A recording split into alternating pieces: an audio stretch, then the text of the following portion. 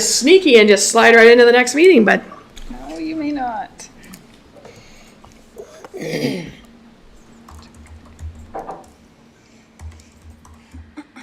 and thank you for that, Council. We did have to have that special meeting because these things have to get done by the end of the month, so.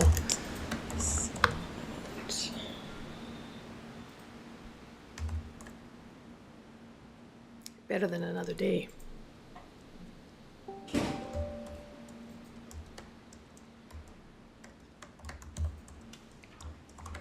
Okay, thank you. So now I'd like to welcome everybody to the Tuesday, June 18th Committee of the Whole here on the second floor of Nelson City Council. And I'd like to acknowledge that the land on which we gather is the traditional territory of the Ktunaxa, the Syilx, and the Sinixt people, and is home to the Métis and many diverse Aboriginal persons. We honor their connection to the land and rivers and respect the importance of the environment to our strength as a community. Councillors, are there any late items? Seeing none, if I could have an adoption of the agenda as circulated. Councillor Woodward, seconded by Councillor Tate. All those in favor? And that carries. Thank you. We have no previous minutes. And so tonight our workshop is being presented by the Nelson Police Department. So I'd like to ask Chief Donovan Fisher and Inspector Chris Rice to come forward.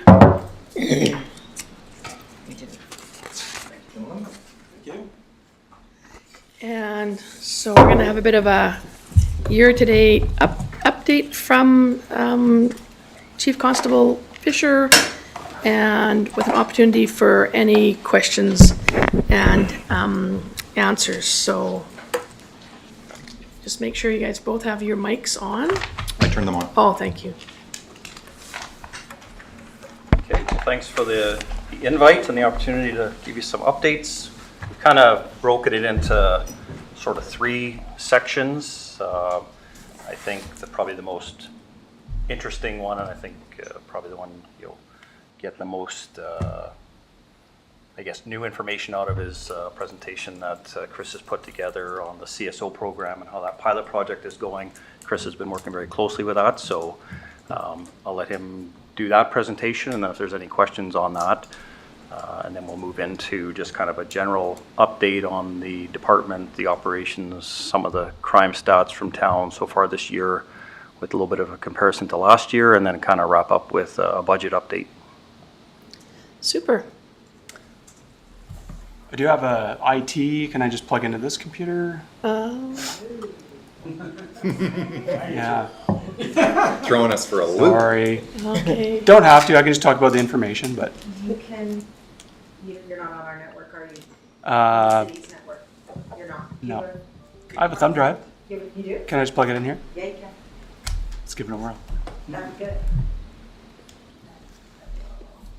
That's where I keep all my viruses. A parting gift? Yeah, parting gift, as we say. Thanks a lot. That's weird. How did their budget go up so fast, so high? I don't pay, get all that money. Now. For those that don't know, that while we're getting that up and running, is that Inspector Rice, who's only been with us for a short 8 months, is unfortunately leaving us, as he has been offered a job that he can hardly refuse, to be the deputy chief at Oak Bay. So congratulations to you, Thank you. Inspector Rice. I'm sure you'll do a great job in your new job in Oak Bay, and we will miss, as I'm sure I've talked with the chief, and that he's appreciated your time here, as has the board. The police board has enjoyed your time as well. So Thank you for that, Mayor. Appreciate that. And thanks to everyone here. I appreciate your understanding that I just needed to take an opportunity, but I've enjoyed my time here, and it's because of my time here that I've been afforded that opportunity. So thanks again. Okay, so I just want to highlight the Community Safety Officer Program. You may be aware of this program. It has been, the first pilot of this program was brought in last summer. That pilot came to a conclusion just before spring, and then we have phase 2 of our pilot that's up and running right now. So we started out with 2 CSOs, and now we have 1 CSO that's in this next phase of the pilot. And so I know that council has been favorable to the extension of that pilot, and so very appreciative to that. So I think it's good to provide you a little bit of feedback of where we're at and where we're going with that. So that's sort of the purpose of this presentation. Silk Edwards is on the photograph that you can see there, and she is our CSO right now.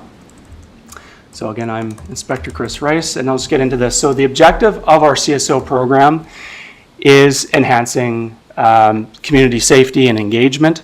That's first and foremost what we're focused on. And really it's about serving the community as in that liaison role. Really want to emphasize that public engagement piece. Their role is like the eyes and ears, as the chief would say, they're the eyes and ears of the police department, and they're not the hands. So it's all about engagement, not about enforcement.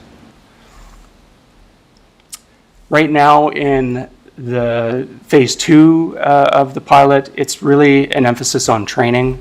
Silk right now is going through all kinds of different training, both online through the Canadian Police Knowledge Network, as well as some in-house training and some other training aspects as well. But we really want to focus on building the skills of the CSO so that they're well prepared when they're out there engaging with the community stakeholders. They actually know what they're talking about, and that'll come up in a minute. So right now, some of the completed courses that Silk has done is about conflict intervention and de-escalation, homelessness awareness, legal studies, and restorative justice, etc. So there's a really long list. I think there's about 30 courses that the CSO has gone through. That's just online, as well as that in-house training, looking at some of the use of force training that we did, and actually some council members attended as well, and thank you very much for that.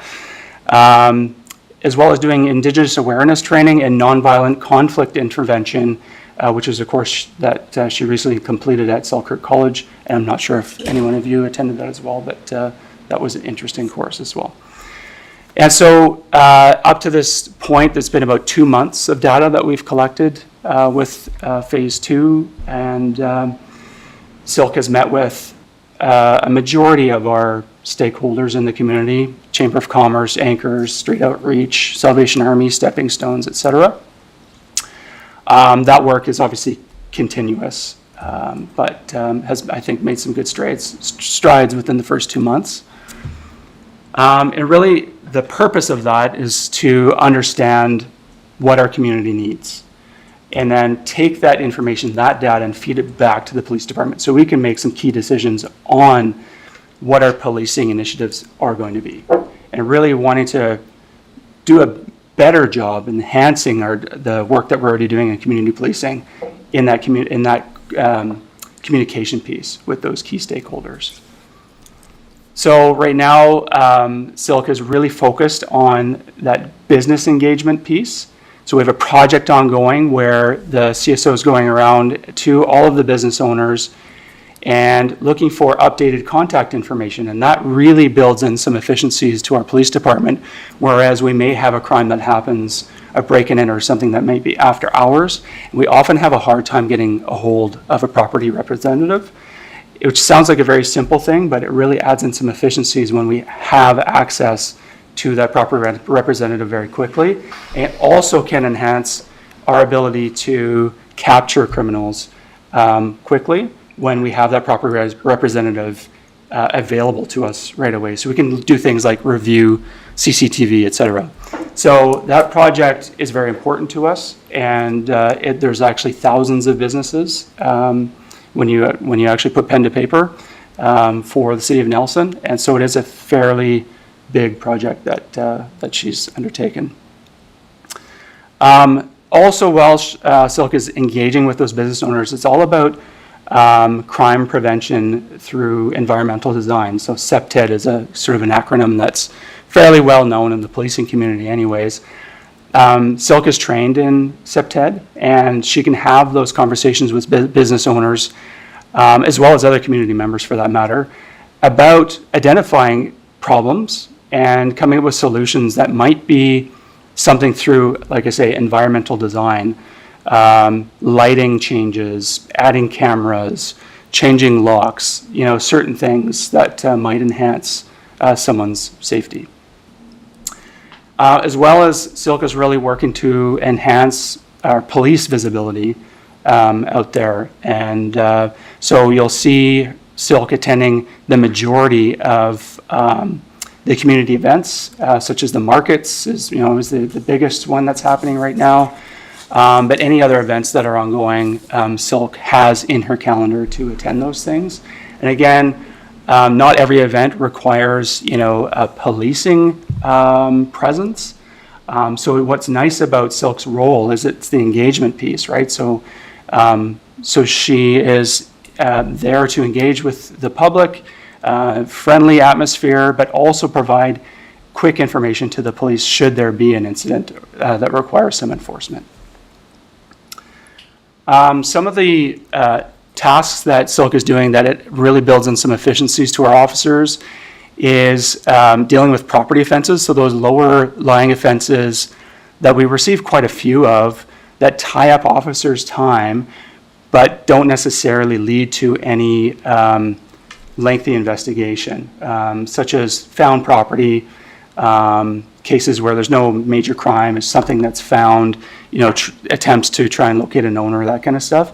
They're really good files for the CSO to deal with and take that work off of the officers to focus on the higher level sort of crimes to be investigated, as well as other tasks. Today's day and age, any crime that happens, there's usually some sort of video canvassing and witness canvassing that happens, and the CSO can provide that service as well when directed to do that by an investigator. So really builds in that teamwork within the police department and really builds in the efficiencies as well to our organization. So again, that impact is about freeing up our police officers. Our limited number of police officers really focus on key areas where their training excels.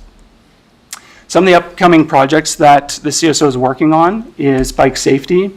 I'm sure that council members are aware of the nice weather that's come out and some of the public complaints that and concerns that have come your way about bicycle safety. We're certainly hearing about them at the police department, and the CSO is definitely working on a project that would help enhance bicycle safety within the city of Nelson, as well as dealing with graffiti, another very significant problem within the city of Nelson.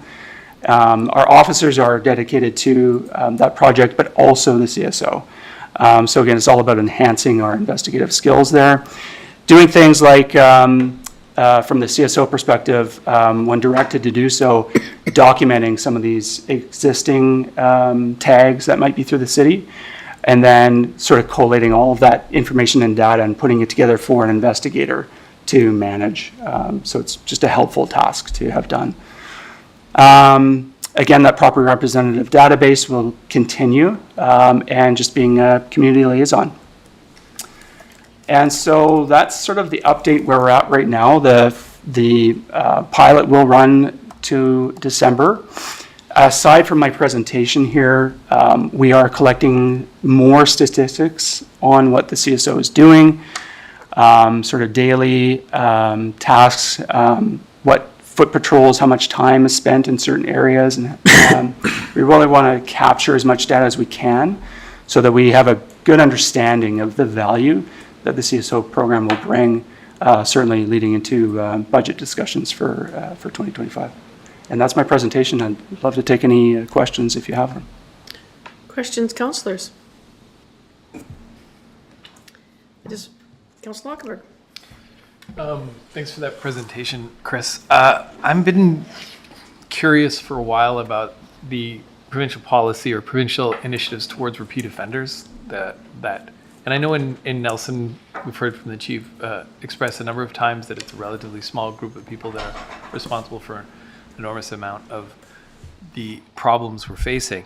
Do we, whether it be the CSO or other programs, is there anything targeting, the prevention through environmental design, I guess, is one of those. But is there other things that we're doing to address the issue with repeat offenders?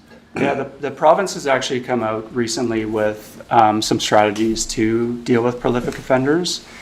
And so that has been helpful to our police department. It's not necessarily in the CSO portfolio, but our court liaison officer, myself, have been engaged with the local sort of West Kootenay region in terms of dealing with prolific offenders. Most of the focus from the province is on violent offenses, and there hasn't been much focus on property offenses.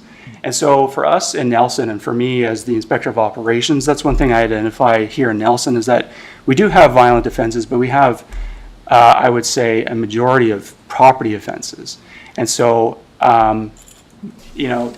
I think the conversations should continue with the province in terms of identifying other types of prolific offenders, that not just violent. And I don't mean to take away, violent offenders are obviously a very important thing to contend with and deal with. But I think all crimes are important, and I think property crimes are important to deal with as well. So I'd love to see that funding also be opened up, or another funding stream targeted towards property offenses or other types of prolific offenses. Great, okay, thanks. Councillor Woodward. Thank you, Mayor. Can I ask about the relationship between the CSO and bylaw? Are they working, because bylaw is also eyes and ears on the street. Can you talk a little bit about that relationship? Yeah, for sure. From my perspective, I think that there are clear duties between bylaw and CSO, and certainly from a police department's perspective. Although we really, I don't mean to take away from bylaw. I think bylaw does a fantastic job, and we do have a really good working relationship with bylaw. But their purpose is different than what the CSO is really designed for. For us, it's about expanding our community engagement and relationships within the community, so those key community stakeholders. And visibility and presence is really important for that. So someone who's a representative of the police department is kind of key in building those relationships and enhancing public safety in that regard. So I would say that's kind of where the difference would be for us.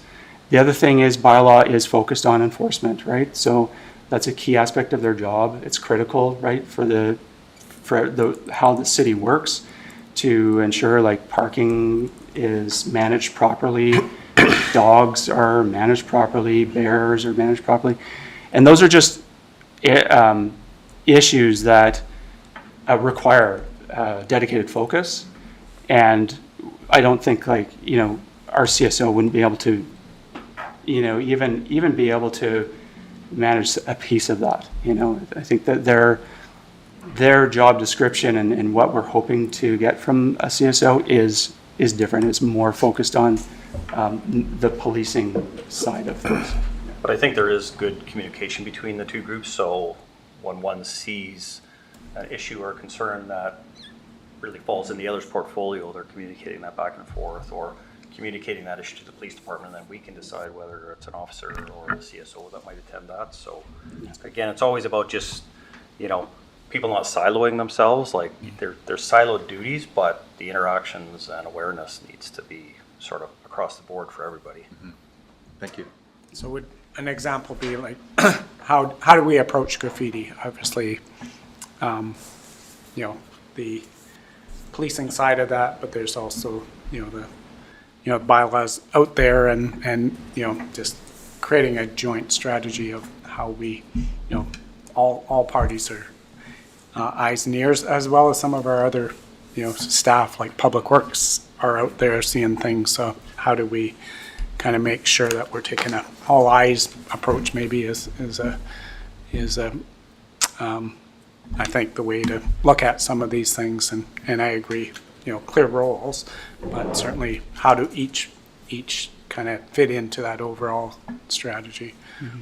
Yeah, because we, even at one of the recent department head meetings, we discussed that where we had a prolific offender that we were, had numerous warrants for, and we're looking for them, and Public Works said, we're out and about all the time, like, give us specifically those pictures and things of what you're looking for, and we'll keep an eye out for them. So I thought that was a great offer by them. Councilor Lockenberg. So, with the CSO, engaging with businesses and trying to, I guess, create some sort of feedback loop between the community, the police department, and creating greater alignment between, various stakeholders in the police department. One of the things that I've heard personally, and I'm curious if you've heard this and if there's something we can do to advance this, is that a lot of the concerns, the challenges that people are having with crime or with our homeless population or so forth, kind of centers around cleanliness, for lack of a better way of describing it. Like, when you hear about government road, the issues of government road, it's like how disgusting it is, or even the encampment. Oftentimes the language used to describe people's anger with it is about how messy and disgusting it is. Graffiti, as it's showing up, it's ruining our town in terms of like the visual aesthetic of the town. And so I've been thinking about if we're sometimes maybe going too deep in trying to tackle these problems. We're trying to say solve homelessness, which we have to do. It's a deep challenge. But if that's got all our focus, when what people are really angry about oftentimes isn't the fact that there are people in our community or homeless people in our community, it's the mess that's caused on Baker Street around the toilets, the public toilets. It's those kinds of things. And so if we, as through our CSO, maybe through our community, started to really ask those questions and then respond in kind, like if what people are really getting angry about is something that we can address relatively easily, as opposed to sort of the underlying systemic challenges of homelessness and the opioid crisis and so on, but tackle some of that, then we might actually sort of lower the temperature, which I think it's never felt higher to me in terms of people's anger towards our vulnerable populations. Is that something, number one, the CSO has heard or you've heard? And two, is that even something that we can engage with through public works, through volunteers, through the engagement with the business community and so on? I think it's an interesting question. I think that it's an approach that we already take when we think about community policing is about whether it's a single officer on the street who's dealing with a particular crime in progress, or a bigger issue such as an encampment or something like that. Always looking to not just what's in front of you, but what the underlying issue might be, and then taking the time and putting the energy into exploring other means of remedying a situation like that. And so, without going too deep on that, because I could be here for a while giving you examples, but I think that the CSO is definitely aware of that. It's definitely something that's part of the CEPTED training, is about not just looking about an issue that's right in front of you, but digging a little deeper and asking a couple key questions that might identify what the underlying issue might be, and then maybe putting in some sort of stopgap measure or adjusting something about the situation that may curb continuation of a problem. So it's sort of broadly speaking about your question. You brought up the point about cleanliness, dealing with unhoused people within our society. I mean, there's a very, very complicated issue to deal with, and one that I think that the CSO in their training would be aware of. It may be something that's beyond their capability to tackle on their own. But I think that as a society, combined police and within the community stakeholders, that's really where we can target something that's that big, and come up with with a plan of action. Yeah. I think I'll jump into just, and again, it's relatively new still, but there's a new program that we're part of. It's called ICART, so ICRT, the Integrated Community Response Team, which has paired us up with a mental health nurse. Some communities have a mobile ICART team, so it's actually an officer and the practitioner paired up in a vehicle and drives around. So I think that program is a little bit more suited to try and deal with some of the underlying issues. As you know, I'm sure everybody's aware the city spends a fair bit of time already cleaning up those areas and trying to help people, but that doesn't really deal with the issue. It's just responding to the effects of the issue. So, you know, I kind of understand what you're saying, but I also think you got to go deep a bit on it and get to the problem, or it's just going to be, it's just a circle, like it's never going to end. So, If I may, just for clarification, sometimes, so the counterpoint that I would offer there is sometimes the underlying issue, when in terms of sort of the public's response to these systemic issues, is not that people are reacting to homelessness, or it's not that people have a problem with even public drug use. What they have a problem with is all the effects of public drug use and the effects of homelessness. And sometimes it might be, rather than solving the problem, it might be more of a management approach, which gets at what for many people is the root issue. It's not, again, not that they have a problem with homelessness or addiction, it's the mess. It's what the effects are on their community as they see it. And so addressing that surface might actually create some of the conditions we need to then address the more deeper issues. In other words, if people are alienated from that community, if they're so angry at the effects, then they're not going to be willing participants in a deeper solution. So that's just what I'm thinking about, and maybe hoping the CSO might be able to find us a way to a better community response. Councilor Page. Thanks. I know you're giving us an update on the CSO, but this was a department update. So we had conversations and riffing off of Councillor Lautenberg's commentary about a beat cop, and specifically the impacts just that I would communicate are not just graffiti, but really vandalism.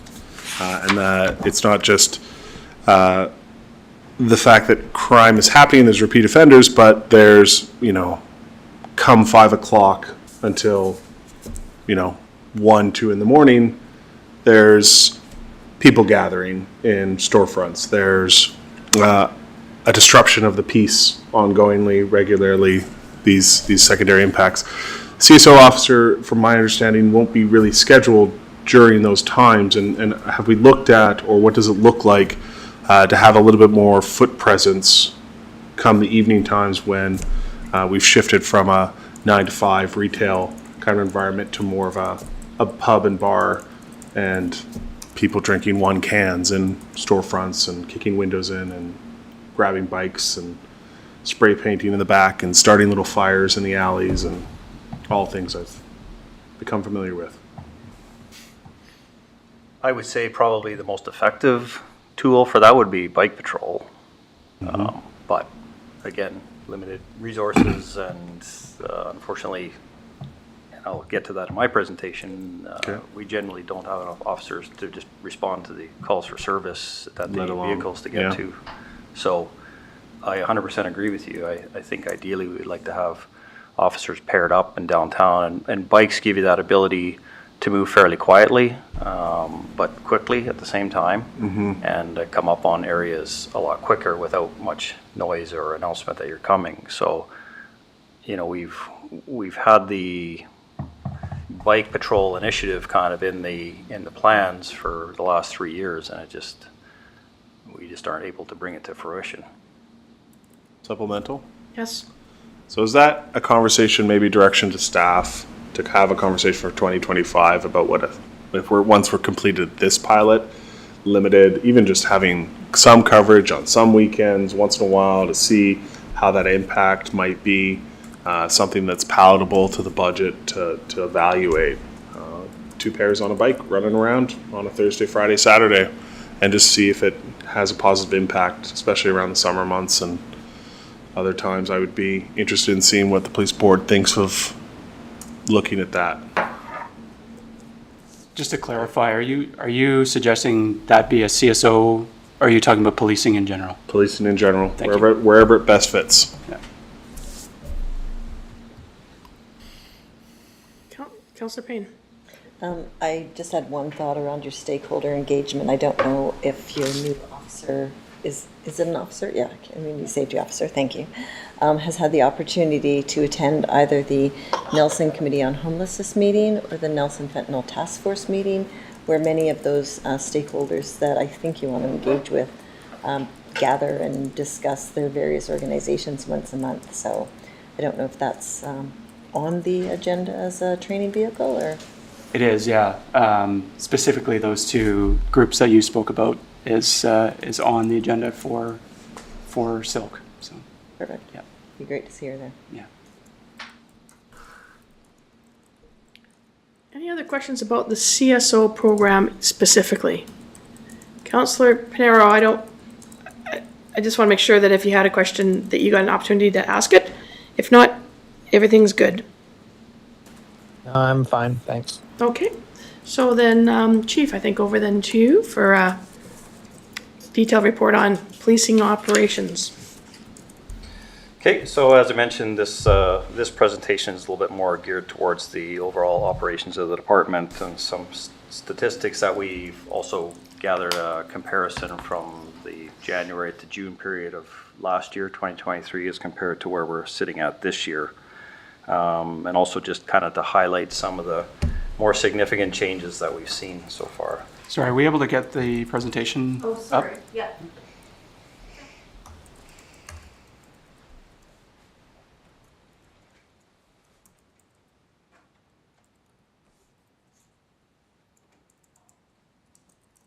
Thank you. Yeah, I'll drive. So from the January to present, we have 2,450 calls this year, whereas over the probably just slightly longer time period of last year, 2,392 calls. So we've seen about just under a 2.5% increase on overall calls. A couple of significant locations I'm sure you're aware of, but the calls around 310 Ward Street so far this year have been 91 as compared to 34 calls in 2023. So significant increase, 91% change, or close to a 300% increase over the same period.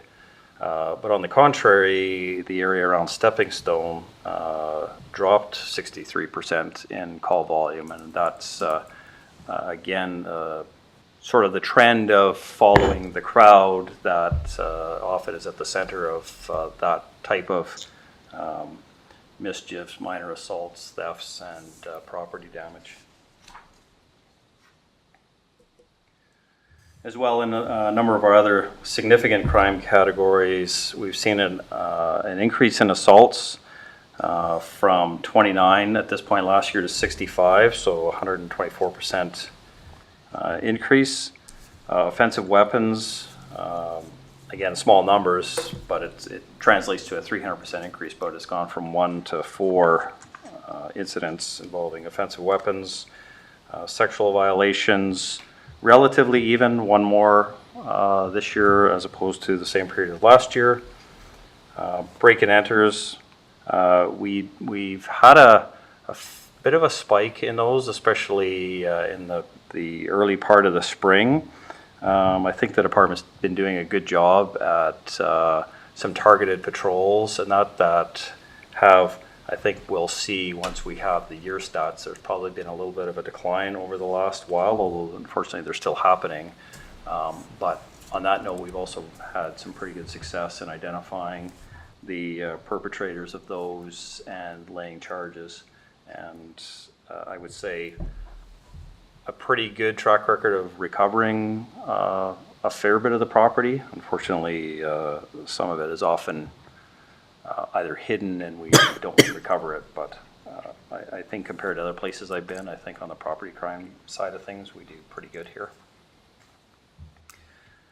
As well, though, we've had a Chief, decrease. sorry, could you just go back, fraud? Just interested in that, and then I sorry. did have a question of what is considered an offensive weapon? Well, an offensive weapon could really, it's a pretty broad category. Okay. So, I mean, a stick could be an offensive weapon Okay, if you're thank you. brandishing in a threatening manner. So, generally you wouldn't charge somebody with that, but certainly there are circumstances where, somebody, like, for example, somebody who's engaged in shoplifting at wholesale, which we've had a few of, and then they brandish a stick or another sharp object to prevent themselves from being detained till police come or to get away would be considered a weapon. Okay, thank you. And just if you wouldn't mind commenting on the fraud, which I see has gone up, and, I mean, there is a lot of concern about fraud in many ways, and particularly aimed at seniors, so I don't know if you could just speak to the fraud numbers and what you're looking at there. Yeah, so the frauds, again, fraud is probably, not probably, I believe it is the most prevalent crime probably in the country, and probably the widest array of victimization. So we take it fairly seriously. I don't have the numbers off the top of my head as to what the local losses attributed to fraud would be, but nationally it is significant. Like, it's in multi-millions of dollars to individuals. It's in probably closer to billions of dollars in relation to businesses, etc. Councillor Tate. Thank you, through the chair. Thanks for these numbers. I have a curiosity about how you would categorize online violence. That's like, what, it would be fraud and sexual violence at the same time, getting intimate photos and then requesting money to withhold them? Where does that fall? Is that double in those categories? Well, that would fall more kind of under like extortion and Yes. that type of crime. So It's its own category? yeah. So not captured here, because I'm aware of some of those incidents with young people. That's why I'm curious. It's just not, that type of incident wouldn't be captured here. Yeah, we didn't pull that data for this particular presentation. Okay.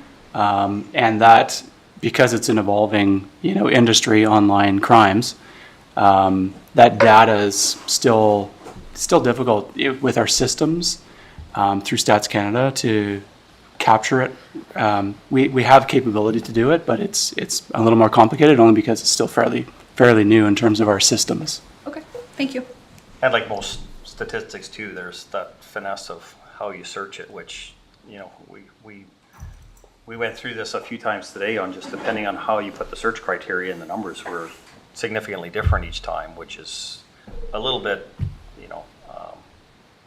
I don't know, it's not really confidence inspiring because, obviously you could adjust your search characteristics to make the numbers say what you want to say. So, we tried to keep things pretty consistent with very tight search parameters, but again, depending on how you search things, and then they also have a hierarchy of offenses. So sometimes if assault or something, for example, is not the predominant primary offense, it doesn't come to the top of the search page. So even though there wasn't maybe a minor assault involved, it won't show up. But if you search just strictly assaults, then every one of them shows up, even though the majority of them are very minor in nature. So it's, again, the numbers can be skewed quite a bit.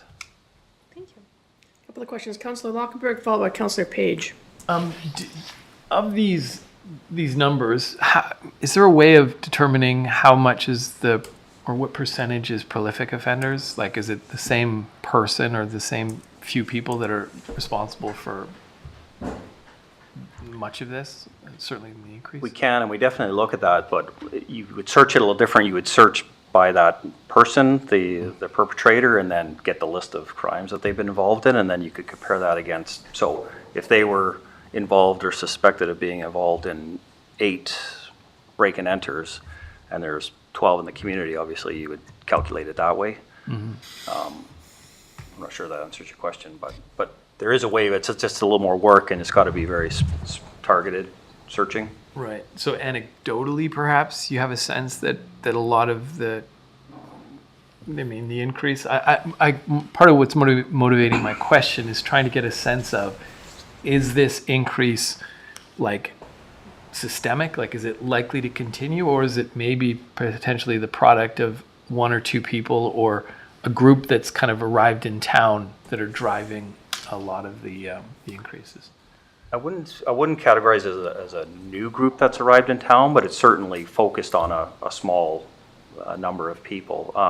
And I think we're kind of getting to it, but it's, if you look at just the increase in crime related to wholesale with shoplifting and some of the vandalisms and the break and enter to mobile gas just down here, I mean, there's certainly a correlation to the fact that the encampment is here. So, you know,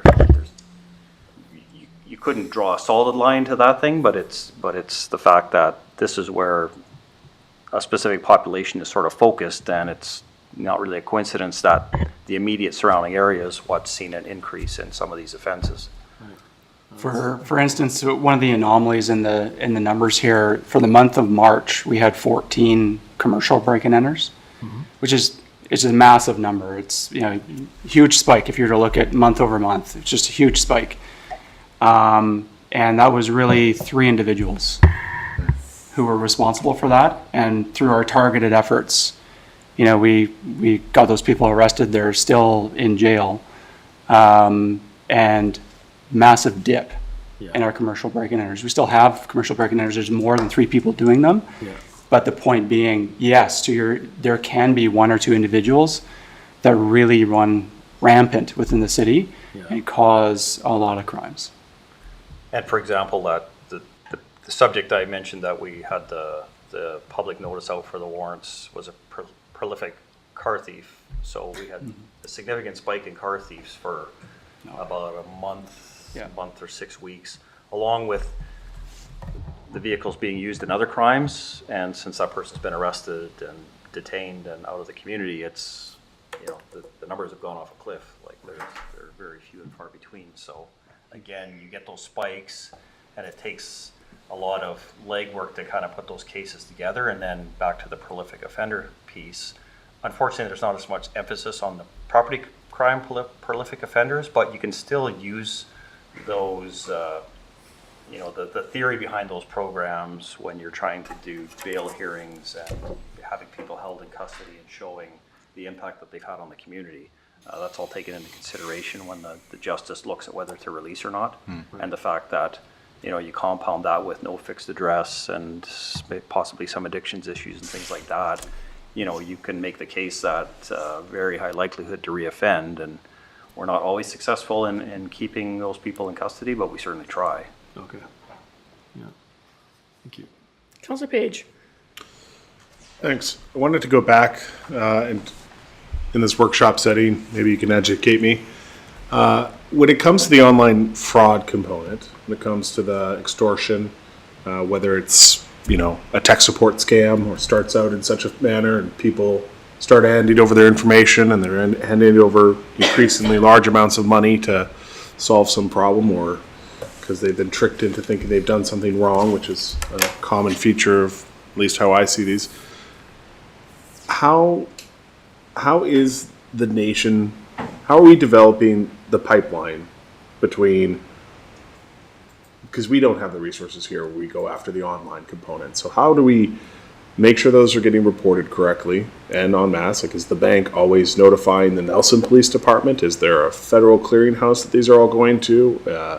Are the teams responsible for chasing down these cases and looking for those points of fraud? They should all be reported to the Canadian Anti-Fraud Centre, Yep. which is the sort of central repository for that, you know, categorizing, tracking those types of offenses.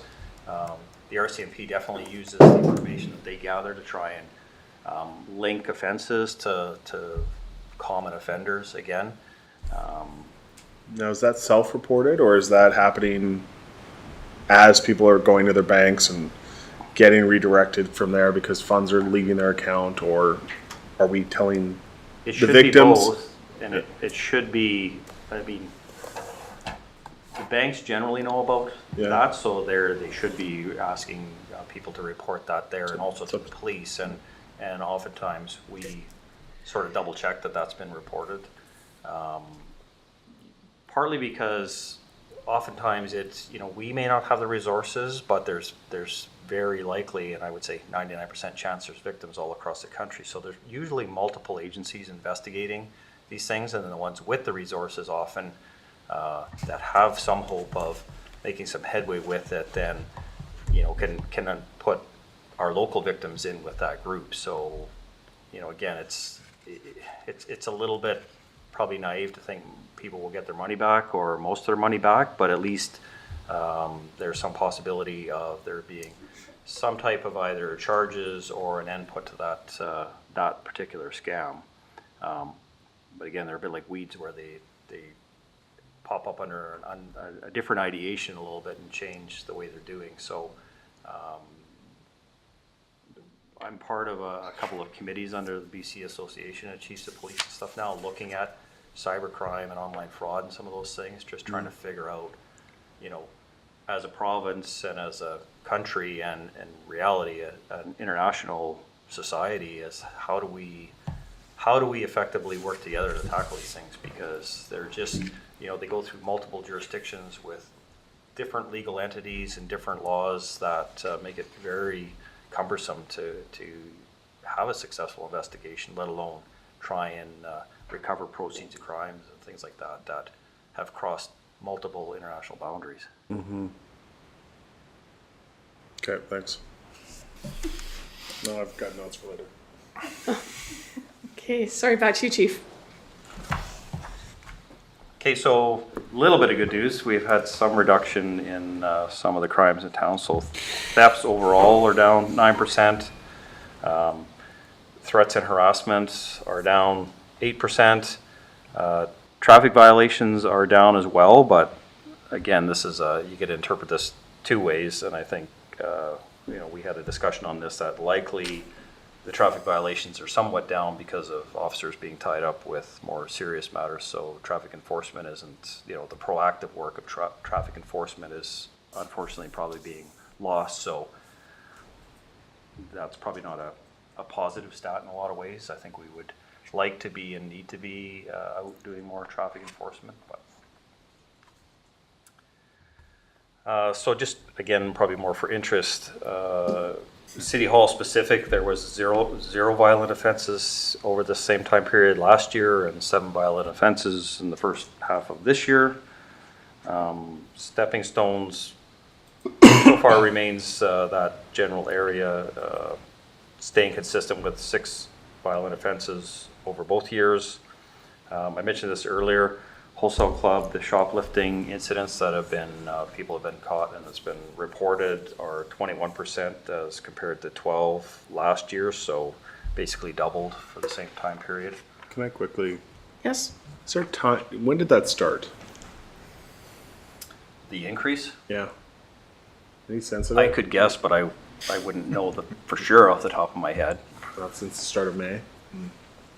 You're asking when the, Like, has there been a bump recently versus in the? I know the answer to that. Yeah. Yes. Since March 16th. Okay. At 12:05. Okay. All right. Okay, I know this graph is not easy Yeah. to see, but Chris can translate. So again, assaults, we've seen an increase in assaults. Did we, The sign language. The tall one is other. yeah, so the tall 2 are other. So the blue bar is last year, the orange bar is this year. So you can see, or you probably can't see, but again, assaults up 124%, sexual violence type offenses up 11%, break-in enters up 47%, offensive weapons up 300%, but again, that's from 1 to 4. Traffic and theft are down.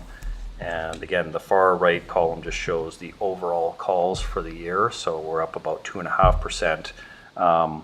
The subjective part of this, though, is we're seeing an increase in the more complex type crimes, the more serious type crimes that involve significantly more hours of investigation and court prep for the officers. So even though it's only a 2.5% increase in the statistical number of calls, I would say the workload has increased significantly more than that shows.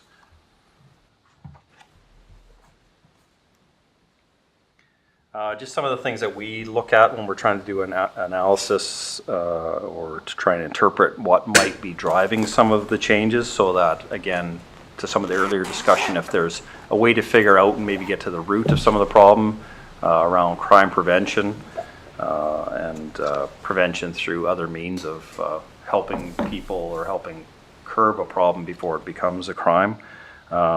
Population growth is always a factor. I would say Nelson stays pretty constant at the population growth, so it's not any significant or new change in population.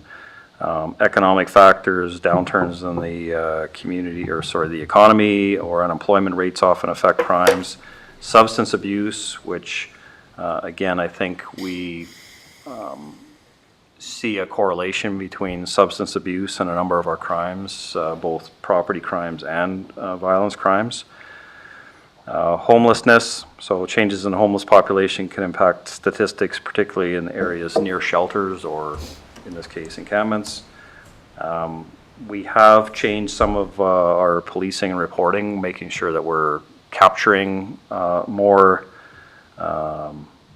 reported incidents in a more effective way. But I would also say what falls into this is through our targeted patrols or enforcement. So we're spending a fair bit of time throughout the day and the evening as well down going through the hotspot areas, in particular right now the encampment at City Hall. So I think there's a lot of things that police in those foot patrols find out about what's happening. Crimes are reported by people who they come across, which normally wouldn't get reported. So I think there's some of that through the engagement piece and being, that visibility and community engagement is also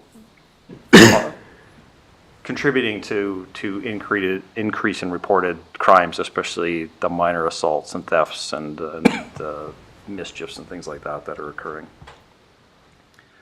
And just finally, rising social tensions and conflict within the community. So Councillor Lockenberg had kind of mentioned that, we kind of sense that too, that sometimes it feels like there's a little bit more tension, a little bit less patience with people and stuff, which I also think is contributing to our increased numbers of assaults. Fortunately, the vast majority of them are minor in nature, but it's still assaults occurring where there probably wouldn't have been, say, 5 years ago, definitely pre-COVID. The question from Councillor Tate.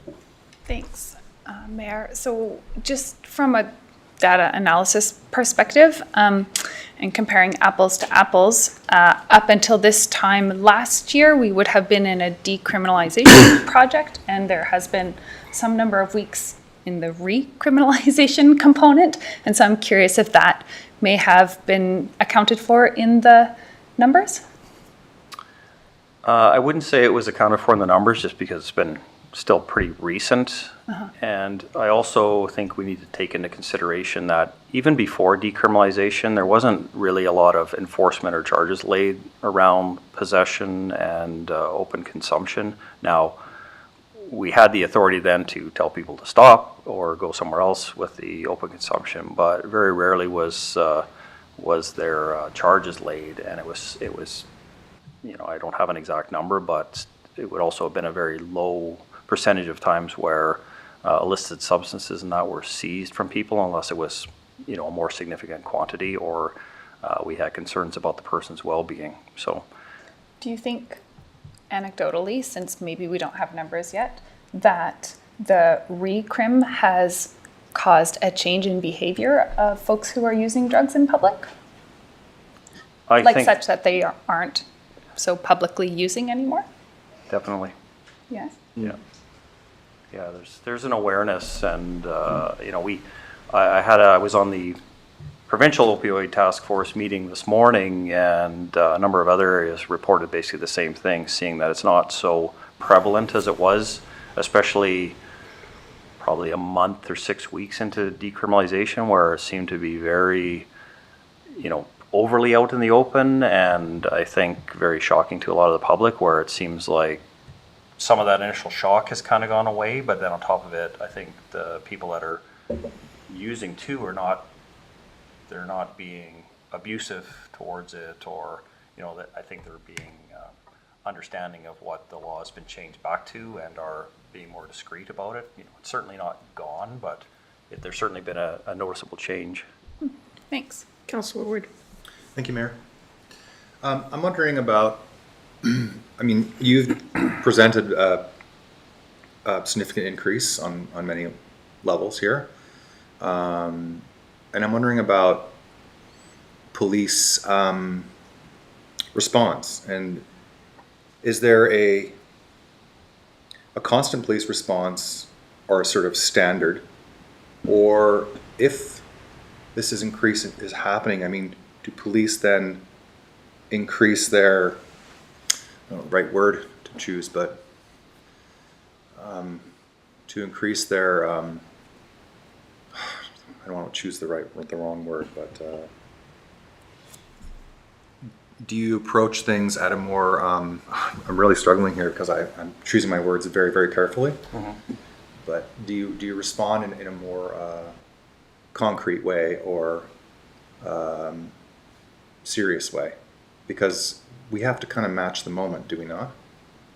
I would agree with that, and I believe we do. I mean, we still, you still have to take into consideration, like, there's the overall effect of crime, and then there's the individual effect of crime, and some individuals still deserve to be treated, with discretion or alternative justice, those types of programs, whereas other people, again, who would fall more into that prolific offender category.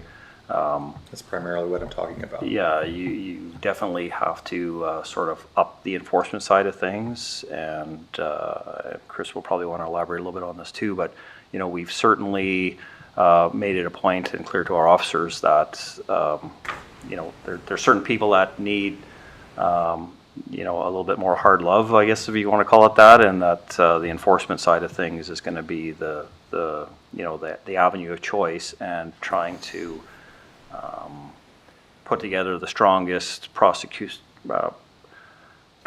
case that we can, and with the piece of having them held in custody. Now, we're not successful on the being held in custody as much as I would like to see, but I think that's a problem everywhere.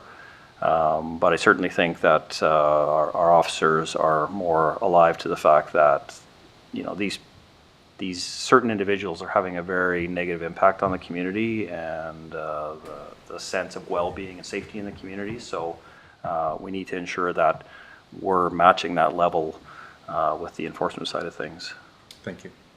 Yeah, I'll just add to that that's been my primary role, is identifying when we do have prolification with individuals within the city. And so, or prolific offenders, if you will. And so how we combat that, as the chief said, is that we work really closely with corrections, with probation, and so try to get all the stakeholders on the same page in terms of carrying that file through from the investigative stage, arrest stage, charge stage, to what will be happening through the judicial system. And so for what we're doing is identifying with our officers those people who shouldn't be afforded discretion because of the amount of acts that they're engaged with. And then two, a project that we will be working on is developing robust bail packages for those prolific offenders, so that when they do appear before a justice or judge, maybe it's a Saturday, whatever, you can't control the timing of these things, the work is already done to put the best sort of foot forward, and providing that information to a justice or a judge who really doesn't know anything other than what's on face value to them, right? So, and that's, again, working with our probation friends through that effort. And I've been a police officer for 21 years. It's stuff I've done in the past, and it's certainly been effective. And I think that will continue to be effective here. Thank you. Yeah. And the one other good point with that too is having that work sort of pre-done. It doesn't matter as much which officer then ends up working with that case on that day. Like there's already kind of a package put together with the basics already there. They just have to kind of add the current offense or the current issue that's come up. So it kind of ensures that people are actually providing all that information rather than hoping that somebody who comes across it on a Saturday who may not be as familiar with that individual as somebody else still has all that information at their fingertips. Thank you. Councilor Lockwood.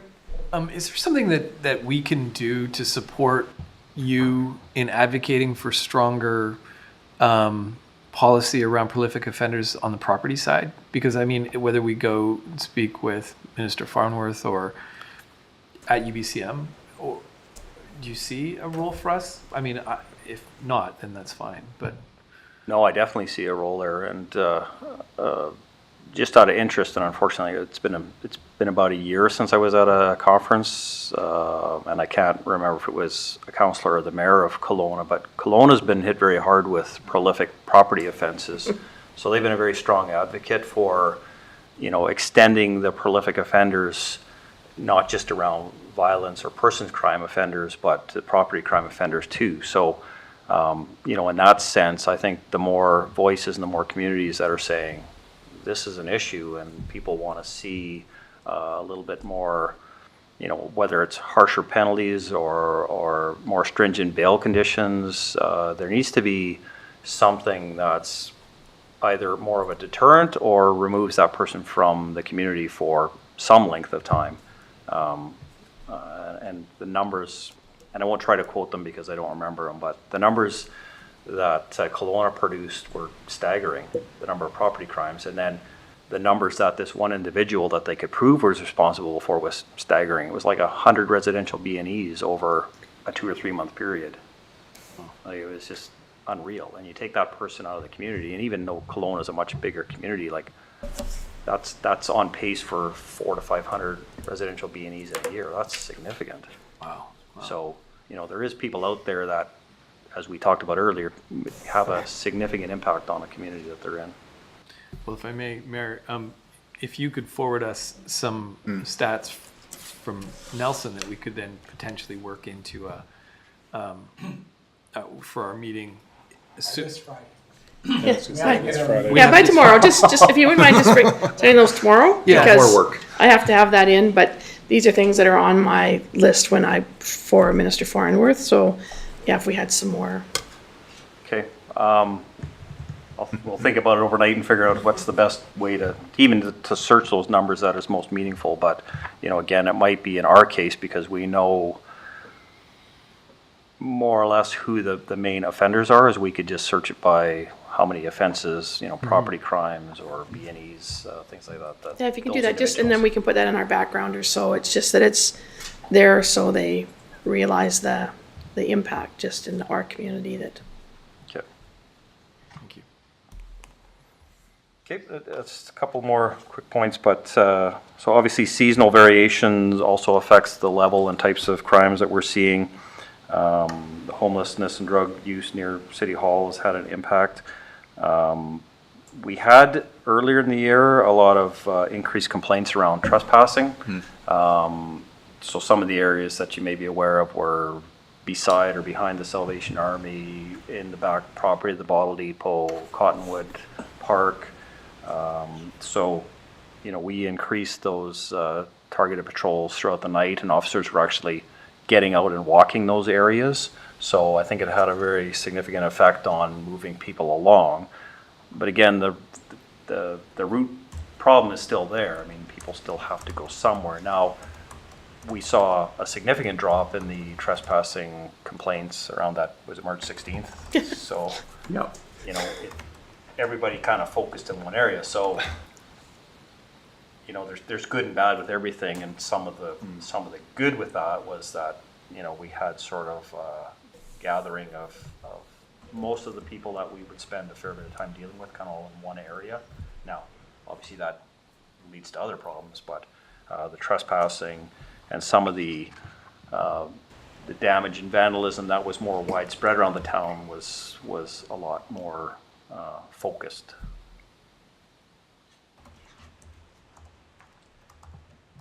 So we mentioned a few of these things, so just some of the things that we've been working on to try and deal with some of these trending issues.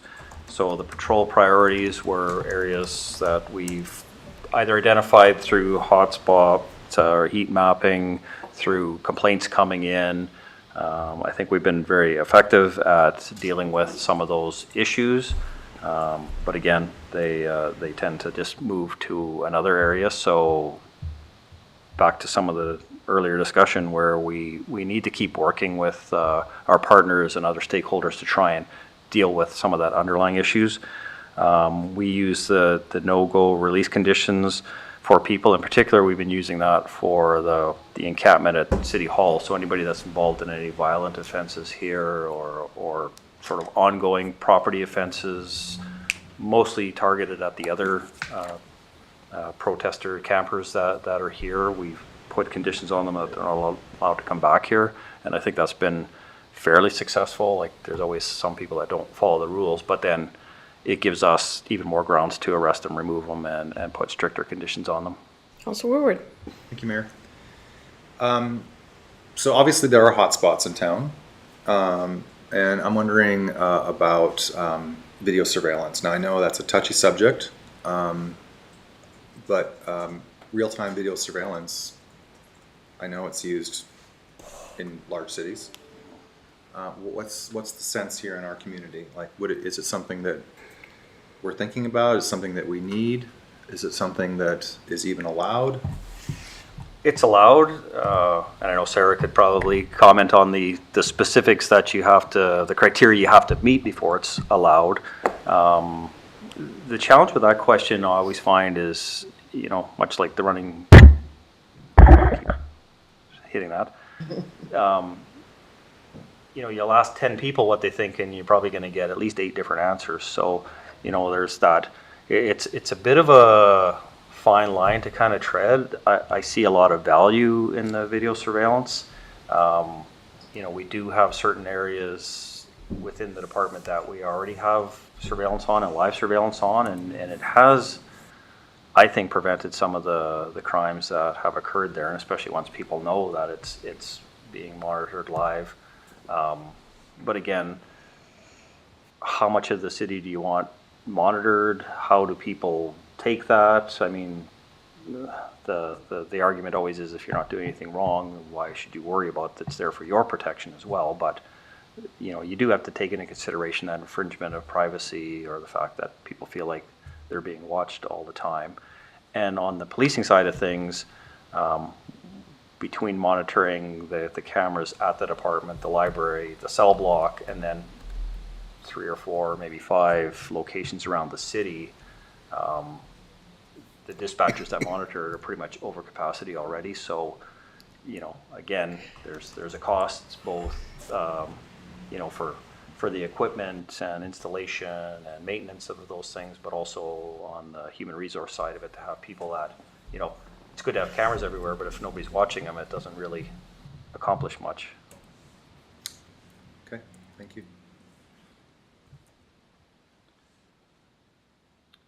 Chris has kind of mentioned that we've had a number of efforts with local businesses and residents just to come up with the environmental design piece, try and get an idea of when and where crimes are specifically happening, so that we can at least have that target enforcement piece, or focus what our efforts are needed to deal with specific crimes in specific areas.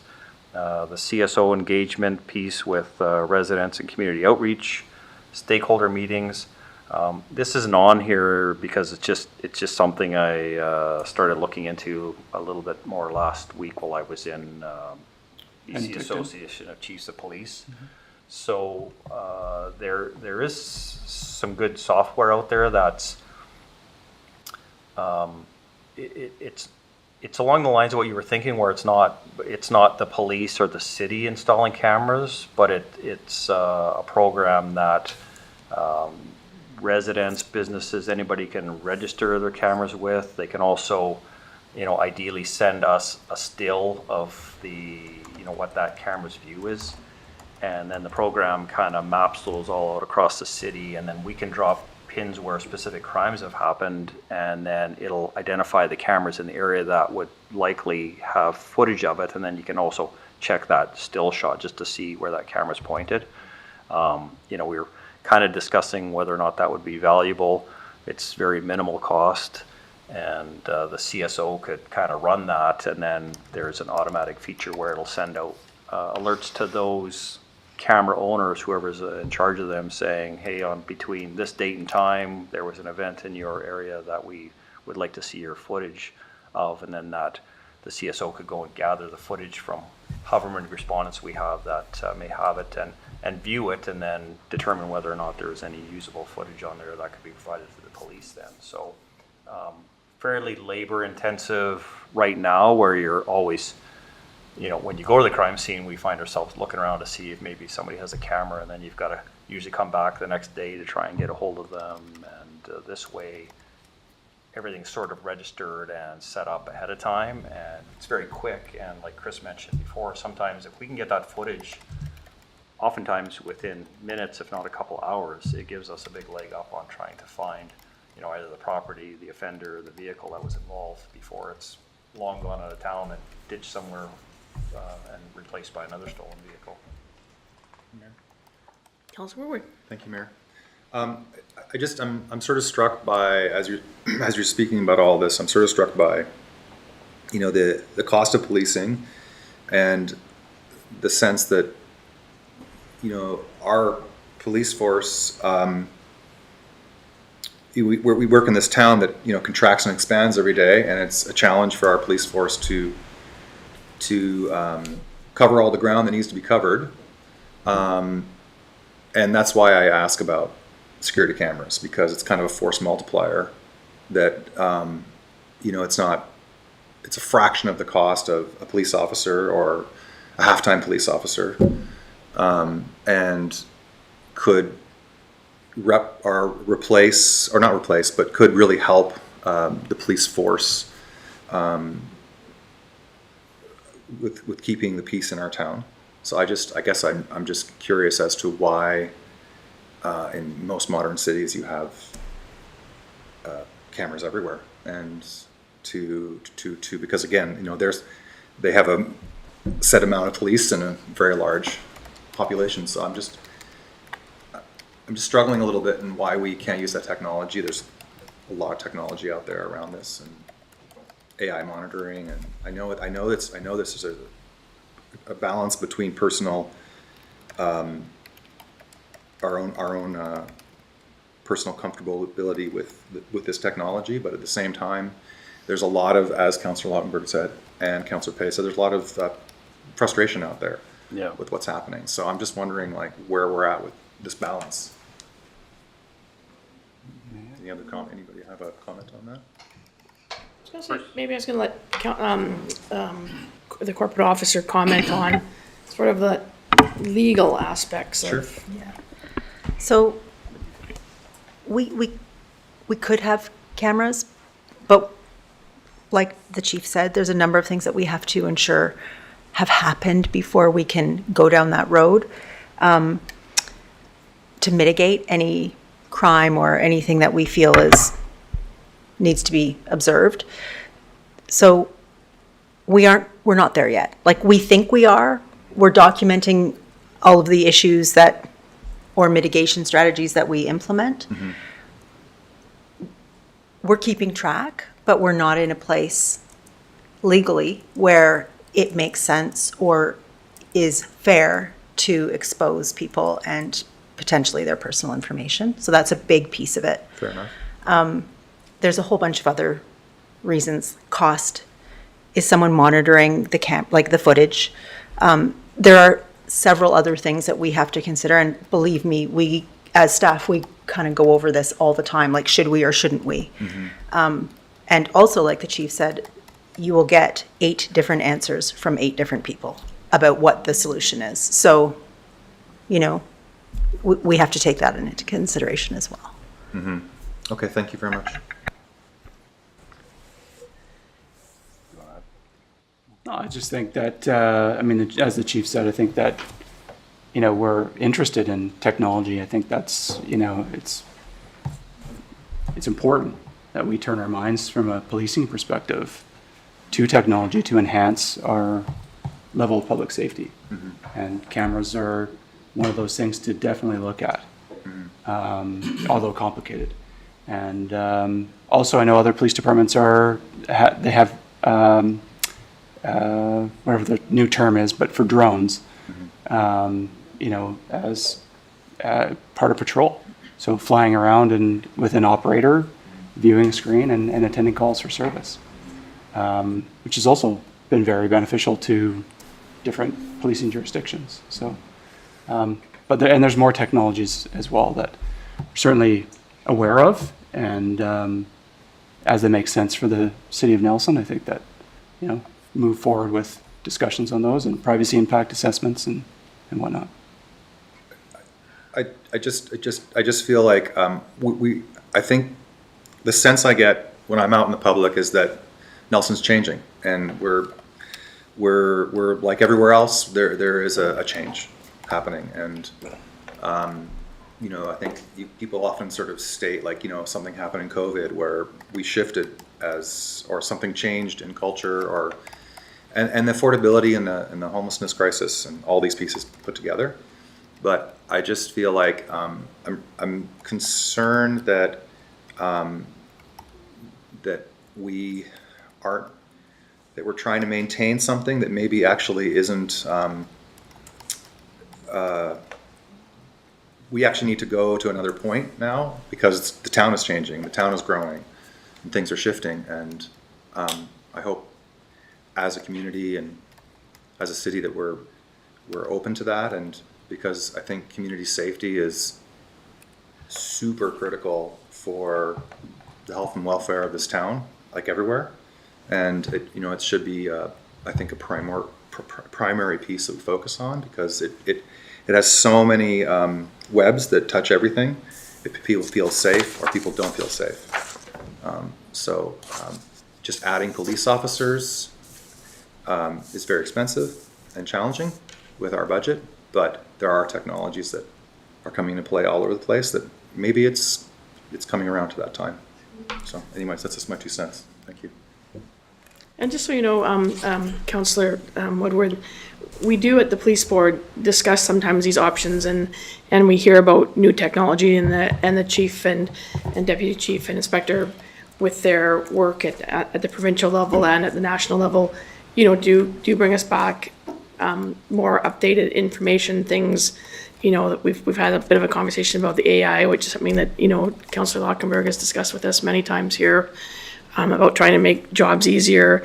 The drone idea is a very interesting idea. I mean, there's many things. So they do get touched on. We don't dive deeply into them, but the chief is always very good about the fact of bringing forward new concepts that are available in terms of policing to make the police as efficient as possible, given the constraints of budgeting and the impact of that on our citizens via taxation. So it's not lost on the police department or the police board. Thank you. Can I get a little quick clarification? Councillor Page, and then Councillor, can I go to Pinero first, because we've all had a sort of a chance here? Yep. Councillor Pinero. We can already. Hi, I'd just like to sort of convey some appreciation in the way that it's being presented. I mean, to sort of speak to Councillor Woodward's point where, some of these numbers can be quite alarming, like assaults are up 300%, and yet the number went from 1 to 4.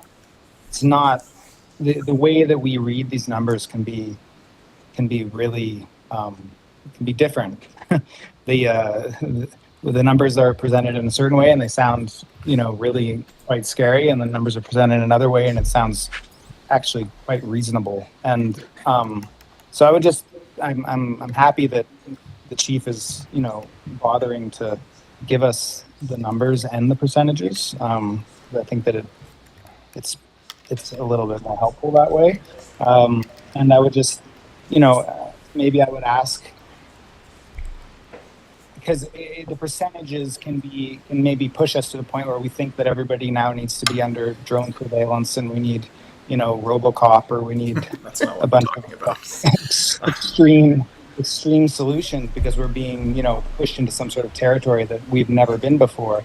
And yet, if it's the difference between 1 and 4, broadly speaking, maybe it's not quite that. And maybe, like has been talked to before, like we have dips and valleys, and there's, this guy's out of town, so there's no car thefts anymore. And like, if that's what we're dealing with, then I kind of see, the value in presenting it in a pragmatic and sober light, because I feel like once we make some of these decisions, like putting cameras on every corner or buying a drone, it's really hard to walk these things back.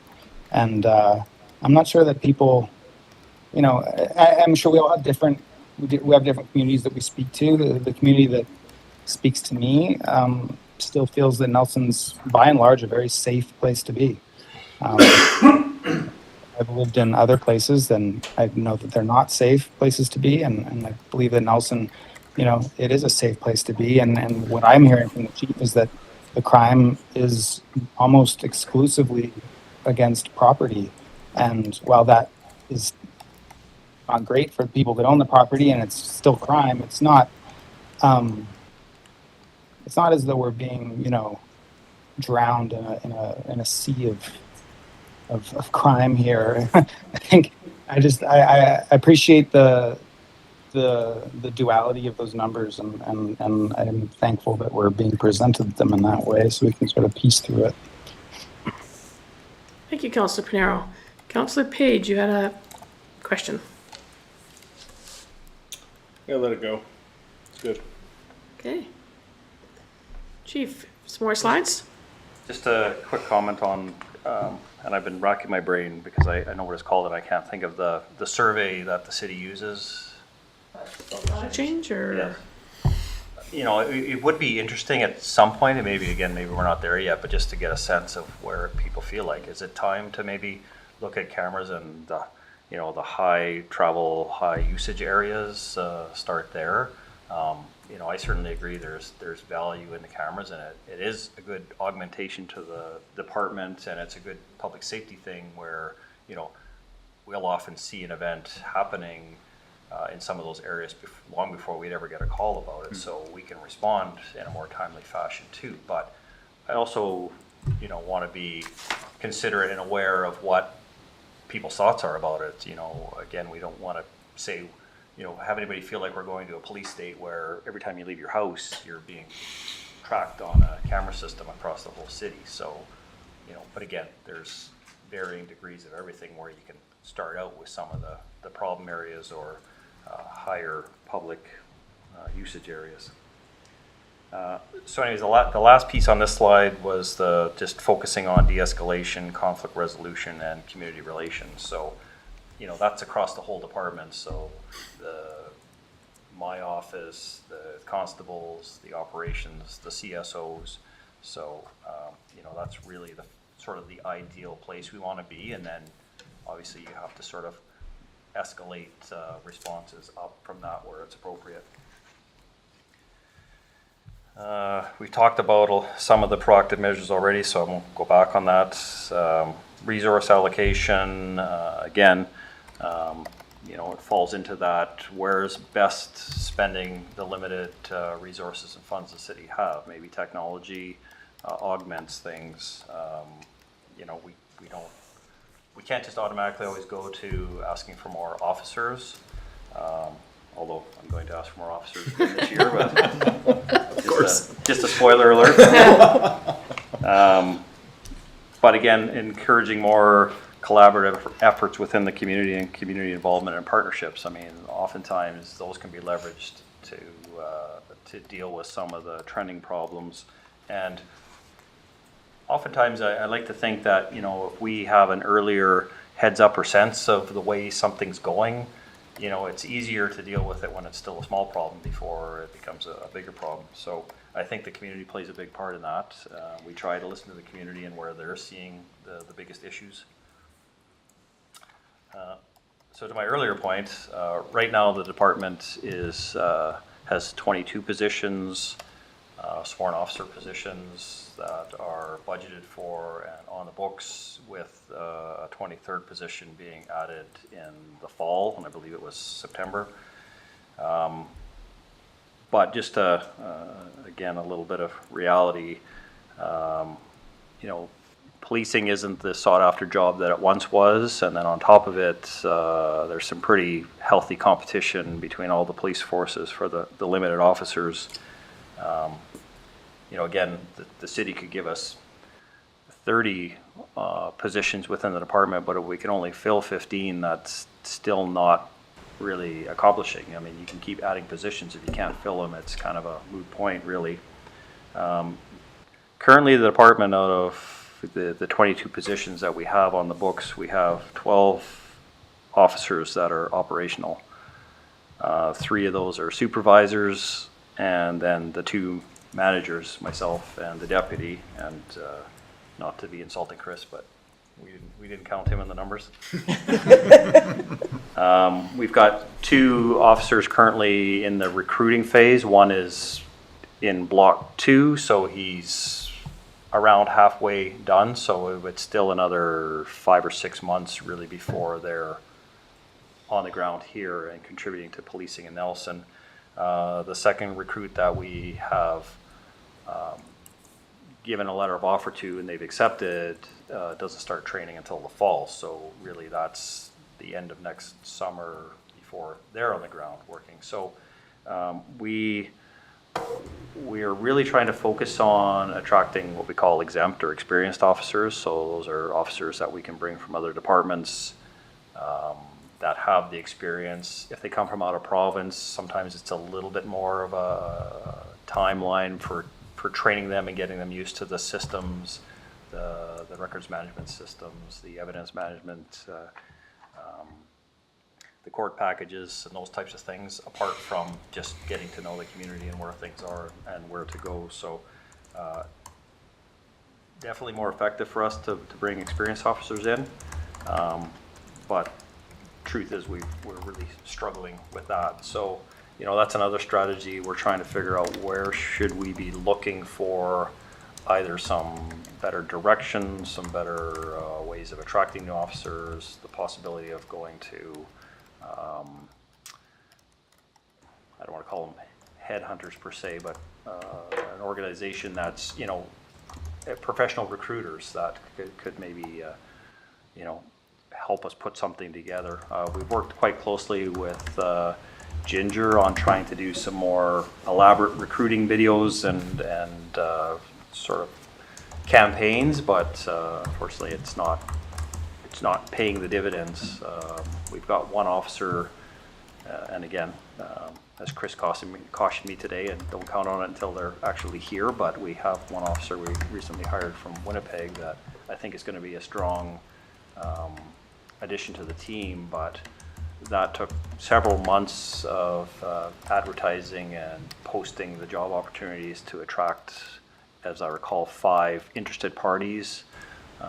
2 of them pulled out, and the other 2 we didn't feel were a good fit for here. So, it's 4 to 6 months in the recruiting phase to get 5 people to have 1 successful candidate, who then is a couple more months really before they conceivably can get here. So, not to be a Debbie Downer, but it's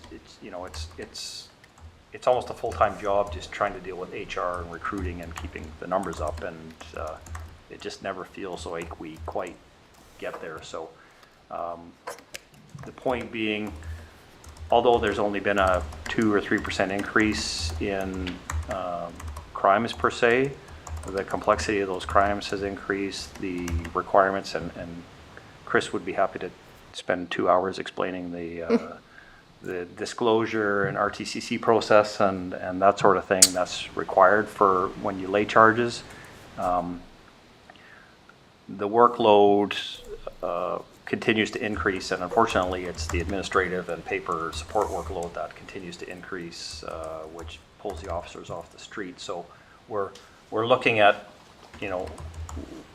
other strategies around where can we bring in administrative support to help take some of those office tasks off of people, free up our highly paid officers to be actually out on the street and being, visible, being preventative, being engaged with the community, and doing their investigational part of their job as opposed to the administrative part of their job. So again, we're kind of looking at all options right now to try and reduce the workload and again have the officers on the street where we want them and not in the office for 8 hours of their 12-hour shift doing paperwork.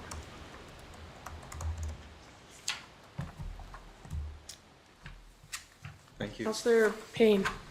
Just a quick question for Terrell, so I probably shouldn't even ask at 6 o'clock, but why do you feel policing is not the sought-after career it once used to be? I think there's And a we lot of can talk about answers it later, to but- that. Sorry, I just noticed the time. I just noticed Yeah. the time, sorry. Yeah. I think the social side of I guess the way policing is often painted a picture of, and some of the issues that I think were experienced in the U.S. as far as policing went 20, 30 years ago have slowly migrated to Canada, where it's although I think there's a lot of people that appreciate the police and are complimentary of the police, I think the more vocal side of society is very critical of police and second guesses everything they do. And I just think people see the risk of becoming a police officer and aren't willing to do that. I hate to compare the two, but not unlike becoming an elected official. You Yes. don't always know what you get into these days and with some of the harassment. Anyone who's in the public eye and making decisions, even though you're trying to make the decisions for the better, for the best of everyone, there's always somebody who's going to be critical, and quite often they're the loudest voice in the room, so it's a detractor. I want to thank both of you for coming this evening and bringing us that information. I had a few questions, but again, it's always so funny as I hear, oh, well, you know what, when we're setting the budget, the timeline for this, well, they'll be here for half an hour. Like, no, they won't. They'll be here for an hour and a half. Thank you so much for your time and coming this evening. And I would ask, Chief, if perhaps we could have a similar presentation to this with some statistics in September, or perhaps if we could look to the October meeting for workshop to update us over what the activity looked like during the summer, if we could build on what we have there. I realize you're going to be short an inspector, and once again, congratulations on your promotion and job offer. But it would be great to see you back, because I think this is important that we have you more often than we've historically had the police department coming, because things are rapidly changing and evolving. So I think there is benefit to have you come, and at that time also I think you'll be able to perhaps answer the question better for Councillor Tate in regards to what decrim looks like. But I would agree with you, we had decrim before we had recrim before we had decrim before whatever. I mean, I don't remember the last time we arrested somebody for carrying a small amount of drugs or using them in public. And the other thing is that I think by that time perhaps we'd have some more numbers on the effectiveness of the mental health worker program, because I realize that that's still new, so there's no point in diving into only 4 or 5 months of work there, because again, everybody's had to get used to being able to incorporate the mental health worker with the team. So I think looking at September, October would be a wonderful opportunity to have you come back again. So if you can pencil that in on the schedule, I think that would be great. And other than that, I'd like to thank you again both for being here tonight and being honest and open in your answers and bringing forward some great statistics about what's been going on in the city of Nelson. Thank you. Thank you so much. So if I could have a motion to Can I have adjourn one for dinner? Very quick, Yeah. like 30-second thing, just because Chris Jury did a bunch of work getting us budget stuff, Chris and Amy, so I won't get into the budget, but suffice to say that the budget actually looks very good. I think everything's pretty much on par. Some things are actually under where we should be at this year, so knock on wood, it stays that trend, but it's looking good unless Chris had anything you wanted me to comment on. Yeah, but- I mean, it looked kind of where I'd expect it to look with, like I say, like the chief said, there's a few areas where we're trending to the positive, which is good. I maybe wouldn't have said looks very good. It looks good. You're pulling a very up. Say the very good. Take the very up. We're not over budget. That's right. Yes. And so what we'll do is we'll keep in mind, we'll jot down to ask Mr. Jury when he comes with a quarterly update, which he'll be coming with soon for the whole city, is that maybe we'll get him to focus an extra 5 minutes in his hour on the police budget to bring us up to speed on where you are. So that's a quarterly report that happens here by the chief financial officer. And so we tend to delve into, there's always something that's a trigger that we spend a lot of the hour on, and perhaps we can just spend a bit more time on policing at the next quarterly report, just so that we get the numbers up. So once again, thank you. And to adjourn for dinner, please. Thank you. Moved by Woodward, seconded by Page. All those in favor? Okay, and thank you, and have a good evening.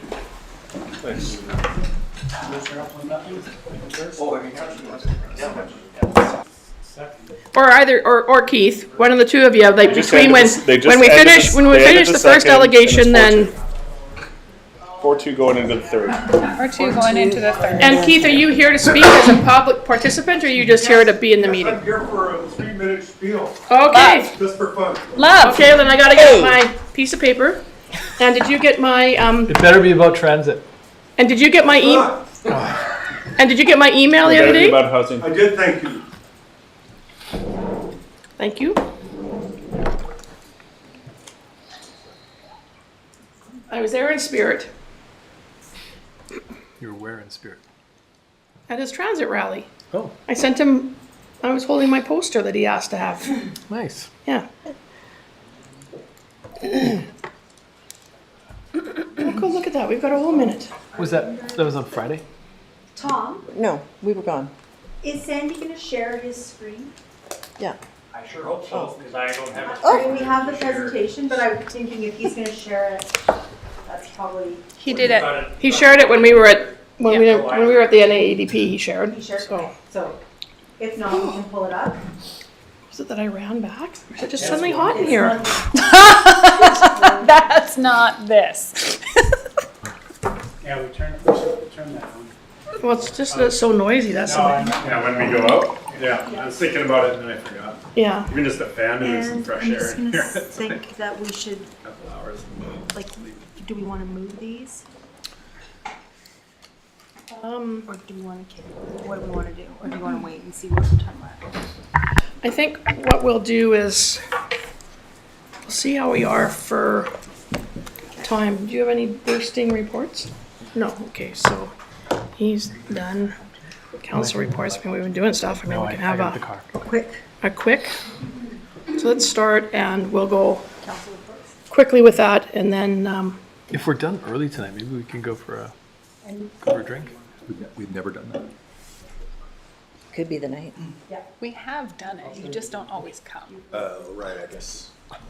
We did it one time. My memory is faulted yeah. because I wasn't yeah, there. Okay, so we'll do, actually, we'll let Paris sing and then we'll do council and then we'll, okay. You're old.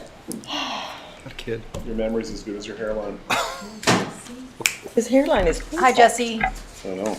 I can trap that one.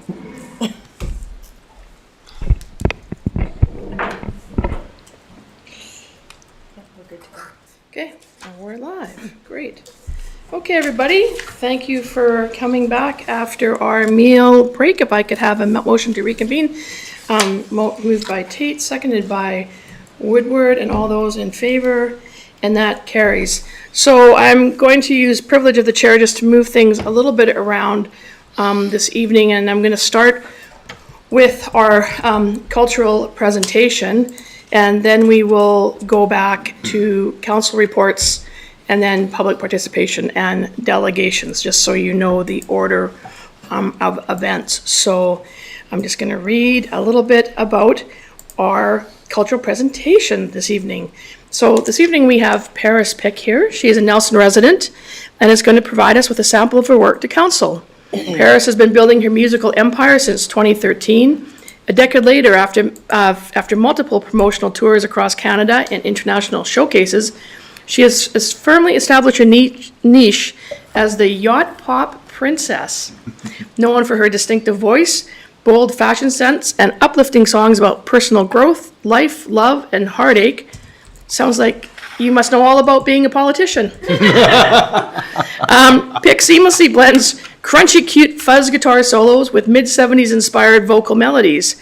Her music resonates with listeners, offering an expressive mix of optimism and frustration, sensuality and sensitivity, revealing the ongoing battle between self-confidence and insecurity. Standing over just 5 feet tall, Pick may be petite, but her powerful performances and heartfelt delivery defy expectation. Her music, inspired by artists like Mac DeMarco, Brittny Howard, and Bahamas, and reminiscent of Hall & Oates, offers a unique blend of soulful pop and vocal bravada. Currently, Pick is working on her third full-length record, Third Time's a Charm, with Yukon-based producer Jordy Walker, aiming for a 2024 release. Paris recently completed her first year in the music and technology program at Selkirk College. Please welcome Paris Pick. So Paris, I'm going to just slide over to there, and if you want to just be front and center here, and the cameras will catch you. Kind of like here? Yeah. Yep, right there. Great. Wow, they sent you the full-length bio. That's brutal. I sent a shorter one, but that's okay. Yeah, great to be here. Thanks for having me. I'm going to start with a song of mine called Presence in This World, and it's all about female empowerment and existing and doing the thing. Well, I don't know where I'm going, but I'll go where the wind is blowing, 'cause out here it's still cold, and so I'll go where it's warm and I can run amongst the birds and bees and dance amongst the beautiful trees and celebrate my presence in this world. I'll celebrate my presence in this world. Celebrate my presence as a I'll celebrate my presence in this world. Celebrate my presence as a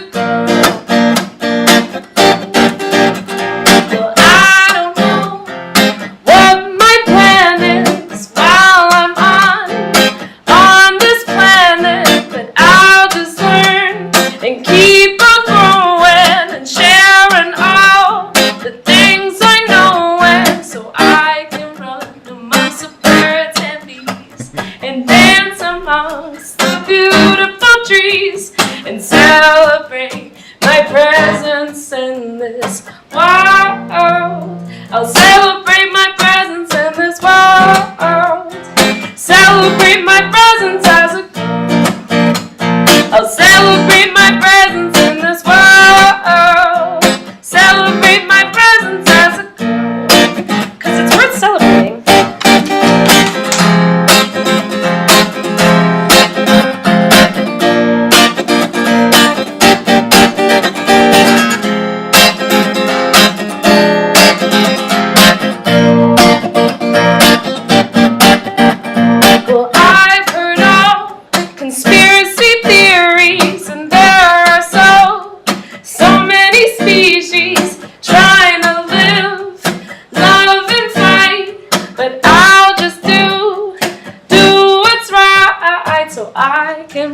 Amongst the birds and bees and dance amongst the beautiful trees and celebrate my presence in this world.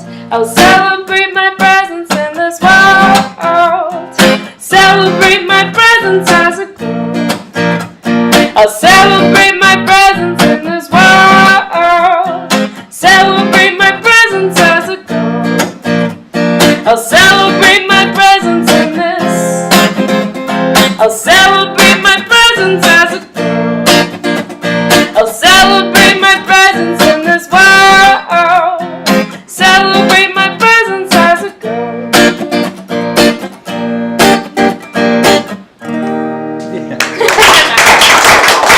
I was gonna try Oh no, camera got you doing it all straight. Mostly me. Anyways, one more. Yeah, it's cool. It's been really great being in the Kootenays. I'm actually an import from the Yukon. Yeah, I was in Whitehorse for 10 years. By the time I left, I was going to be on city council. I was working towards it actually, so it's really cool to get to be in this circle right now.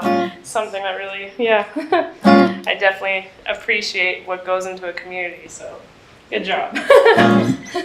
I'm gonna tune quick because I'm not gonna do that to you. Music school taught me anything. And the music program is what brought me here, and that music program, let me tell you, is phenomenal.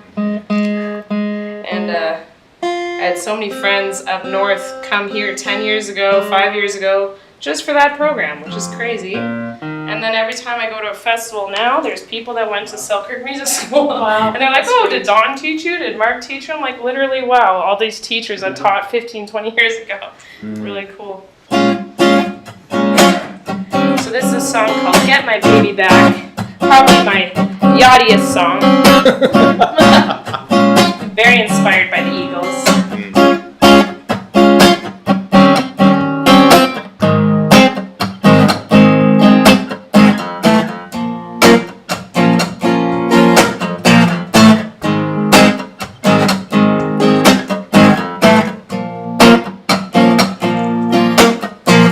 Well, I remember when we met, back when I always tried my best, but now there's nothing left to get. I guess that's matters in the long run. I guess that's matters in the long run. I'm trying hard every day to get my life on track, to get my baby back in my loving arms. And I'll keep trying until I find a way to get my baby back in my loving arms.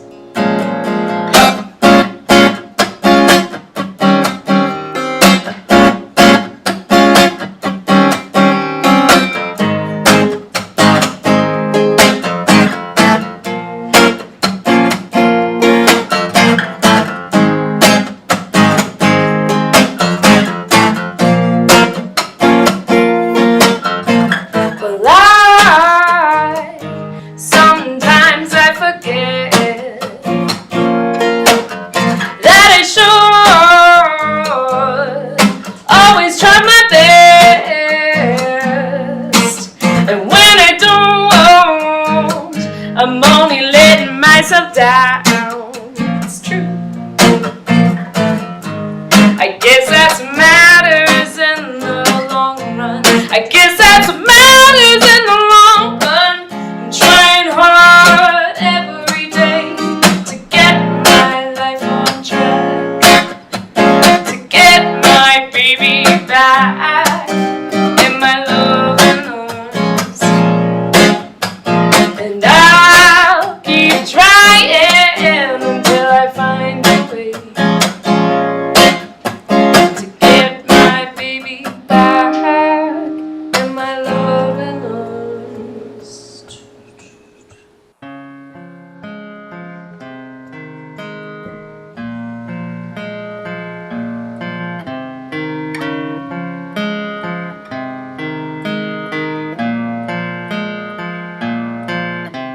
And no one's trying to stop me by myself. And no one's trying to stop me by myself.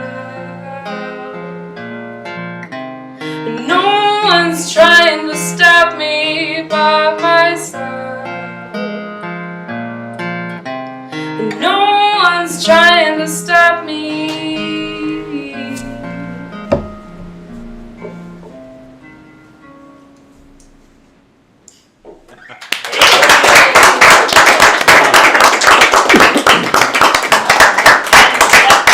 That song right there, as of this Sunday, I'll be submitting to CBC Searchlight to hopefully make the top 100 as a Nelson artist.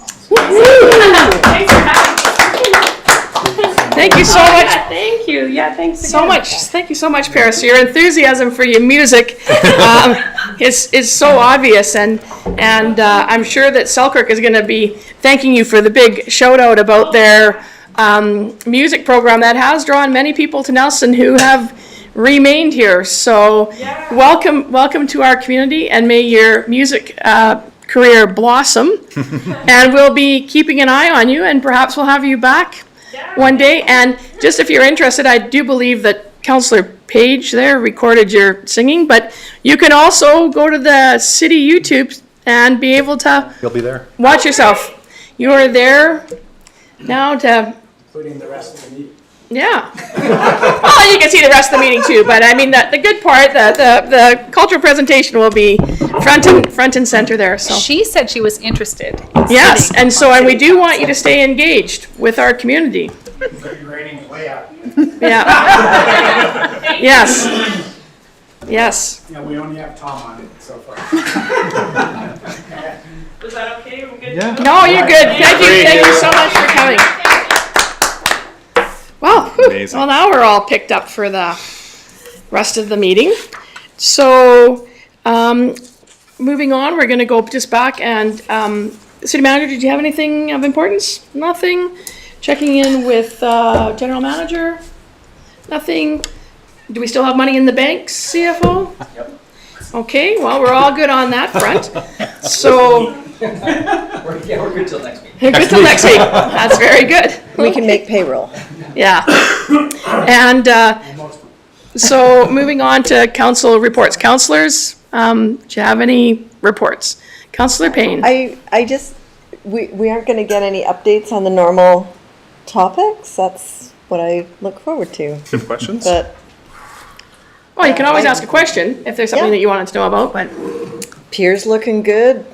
What's happening at the Civic? Who knows? It's okay. If there's nothing, there's nothing. If there's nothing new, but I think a lot of those projects are in process. I mean, yeah, no, I know. We the Civic normally, Center is, every meeting we hear a little bit more, Yeah. but if there isn't anything more. and Councillor Payne, did you have a report? Are you going to talk about FCM? Are you going to talk about FCM? Go right ahead. So I guess the key, it has been a long time since I had a report, and there are just legions of things that have been happening. I'm not going to talk about all of those. I'm going to talk about the annual conference that the Federation of Canadian Municipalities holds was in Calgary a week and a half ago. We were there when we saw a brilliant example of what you don't want to happen in your city through aging infrastructure that we see more and more across Canada as one of their main, and I'm going to use the wrong terminology, but GM Johnson can correct me. One of their main water feeder lines broke. And the entire city was asked to conserve water. At the hotels, we all got a letter to please not shower unless absolutely necessary. People were incredibly compliant initially. I understand that novelty wears off, but just a really great example. And the Mayor of Calgary, who was just amazing through this crisis, said how grateful she felt that she did have a group of people in the city, 3,100 people, who actually had a very in-depth understanding of what it was like to be in her position. Other than seeing that play out in full life, I was really, there were lots of incredible learning opportunities, as well as meeting with our counterparts across the country, which is interesting because small town that we are, when you sit down with your colleagues, you find out that we share so much. And there's so much that we can learn from the experiences that they've had, the successes and the failures. So just a really valuable trip. One of the things I'm excited about that FCM is planning to do is called their Municipal Growth Framework, which I think many of us feel is long overdue, as the federal and provincial, and in some cases territorial governments, continue to download responsibilities onto municipal governance without the financial tools to manage the jobs that we have that are becoming bigger and, more visible. It isn't the responsibility of the municipality to create housing and to offer social programs, but when those are the residents that we deal with, it's something that it's very difficult to not take on a part of that, but without additional funding. So the FCM has done the research to bring forward a new method for funding of municipalities, which will take some time to go through all levels of government. But I think it's something that we will, once that happens, and I'll look over at our CFO, but have a much better toolkit to be able to deal with some of the challenges. And I'm looking out at a rainbow. So that's a good sign for me. So yeah, lots of great things about that. It's always interesting. And we had just a fun road trip as we carpooled together to Calgary and back. So thank you to my colleagues, to everyone who attended, and to the citizens who afford us those opportunities to go learn and be reinforced and energized by that environment. Thanks. Any other councillors have? Yeah. Councillor Page. I'll just do a riff off of what Councillor Payne was saying there. And just for what council might find interesting is looking at that report from the UBCM from a number of years ago, as this work has been ongoing, for the Local Government Financial Review Working Group report. I think the original's from like 2021, and builds a foundation for a lot of what we've been campaigning for and now collaborating with UBCM or FCM to carry that work. I wanted to make council aware of just a few things that came out of the last few meetings since we saw each other last. So the biggest thing coming out of the RDCK board is that we have awarded a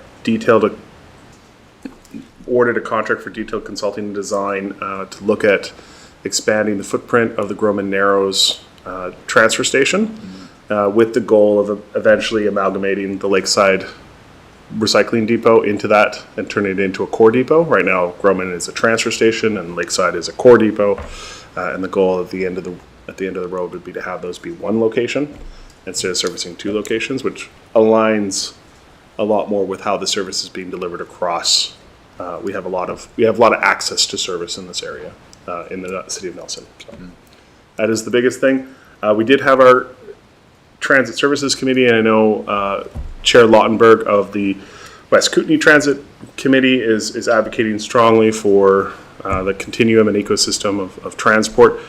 We did put forward to have a report brought back to us about amalgamating those separate financial services into one, as well as looking at the case study for how that could have potentially some options and alternatives in scope, so that it is not just so specifically geared towards transit, but instead how people are transporting themselves when they don't have a set of wheels to call their own, to hopefully see if there's some additional places we could be supportive there. Other than that, there wasn't really anything of huge relevance to the city of Nelson. Questions? Councillor Woodward, do you have a report? No, still. Thank you. So I just have a couple things just to riff off of the FCM as well. Councillor Lockenberg, would you like to follow up on transit?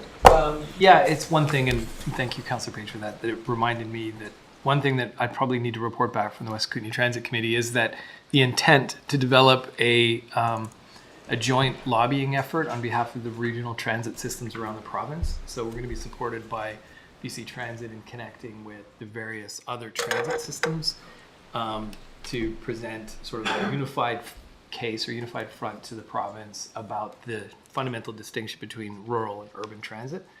And I'll speak with Councillor Page afterwards about broadening the mandate there to include other forms of transportation.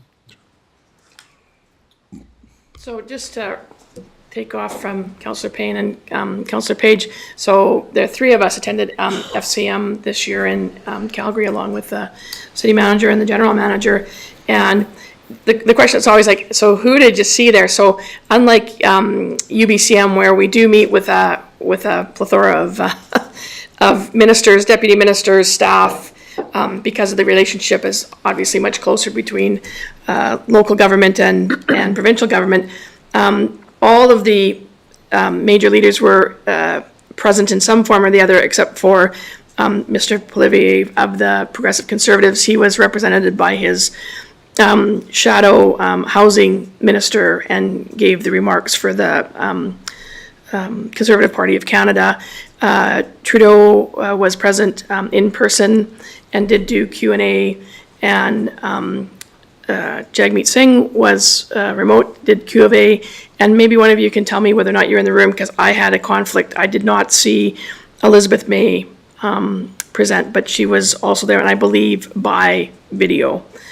So we did hear She from... was there in person. She was there in person? Okay. Brought the room to their feet. Okay. It was amazing. Elizabeth May? She's a very good speaker, yeah. She always I hated having to leave right then, but I was like, because they were running a little bit behind that morning, and so everything got backed up a bit.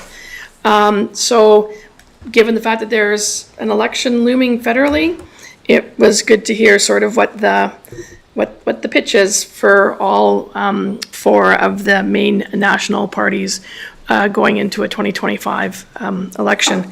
And other than that, there's just those good news things, and it's, and it's one of the pleasures, I would guess, of being mayor, where you get to do the fun stuff as well. And I just want to say I attended a graduation on Friday night.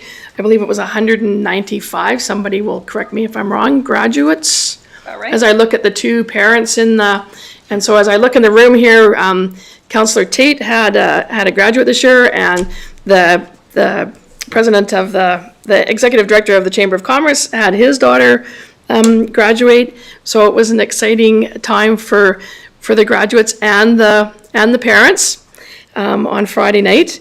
And then the rain sort of held off on Saturday, which was like a spectacular how did that happen moment. And then on Sunday, I did some opening remarks at the Snipes Canoe Journey and Salmon Prayer at the Capitol Theatre.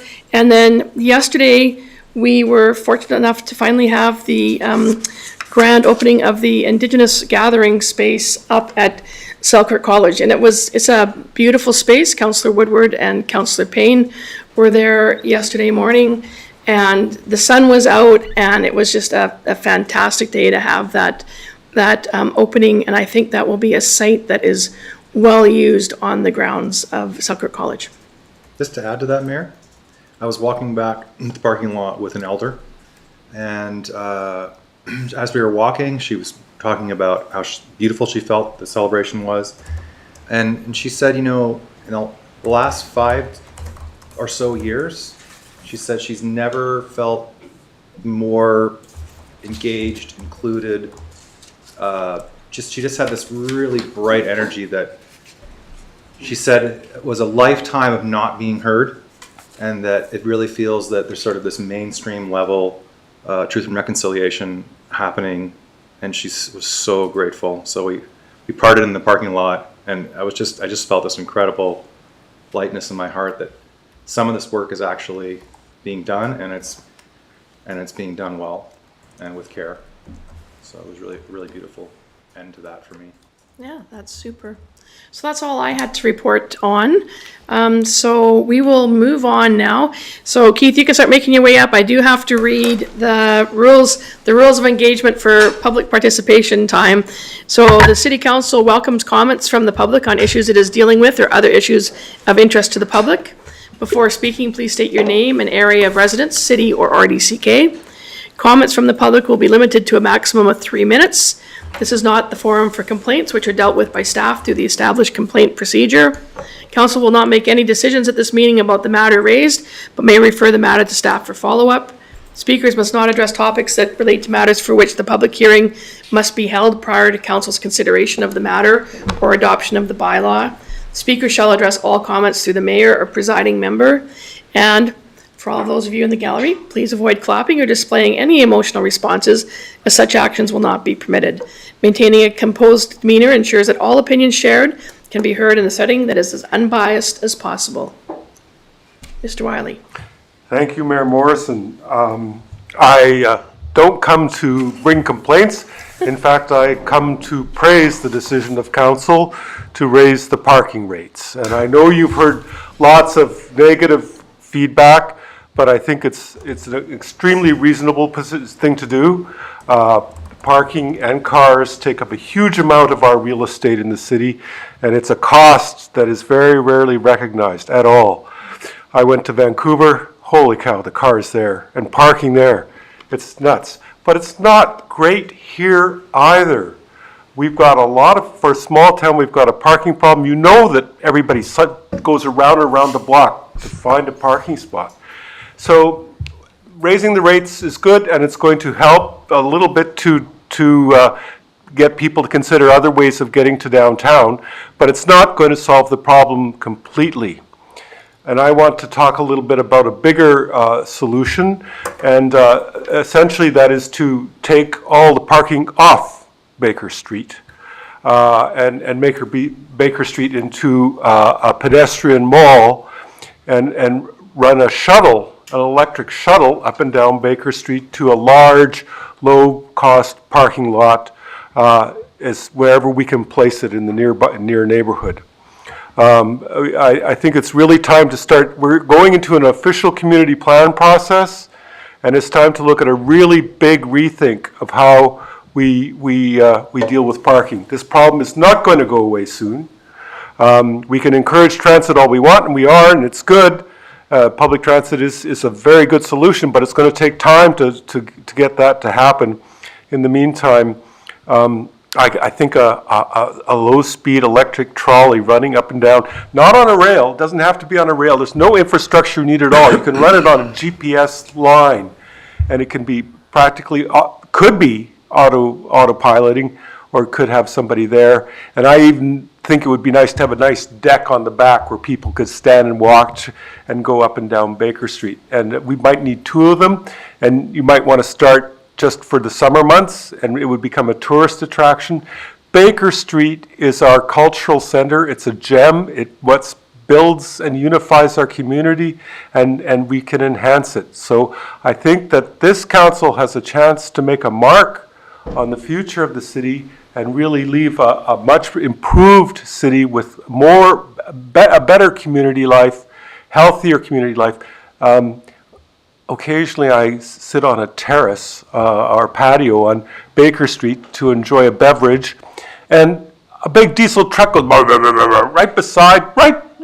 right beside you, you know? It's most unpleasant. So I think you really have to consider this, and coming out of the official community plan process, which I know is a mandated thing to do, but it was the top recommendation or the top thing noted by most people in the first round of consultations of engagement on the official community plan process was changing the nature of parking and cars on Baker Street. So this is it's a really big change, and it wouldn't be easy to accomplish or get a civic consensus around, but it would be bold.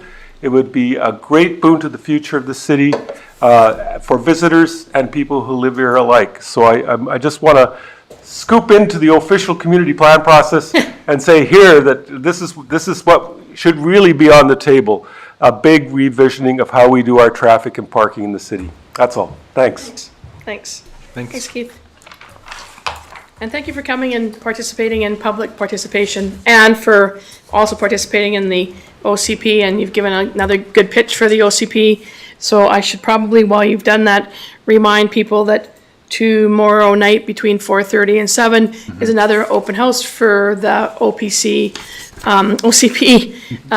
process, and being held at the Rod and Gun Club tomorrow evening.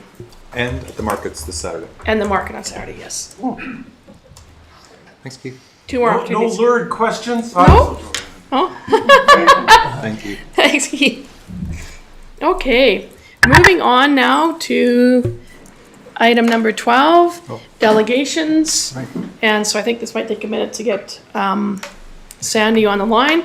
I don't know if, Tom, you want to come up to be able to answer any questions. So Sandy McKay from Macola Development Services and Tom Thompson from the Nelson and District Chamber of Commerce on behalf of the Nelson Area Economic Development Partnership will present an update to council on the Greater Nelson Non-Market Housing Study Project. Hi, Sandy. Hi, everyone. Nice to see you. Okay.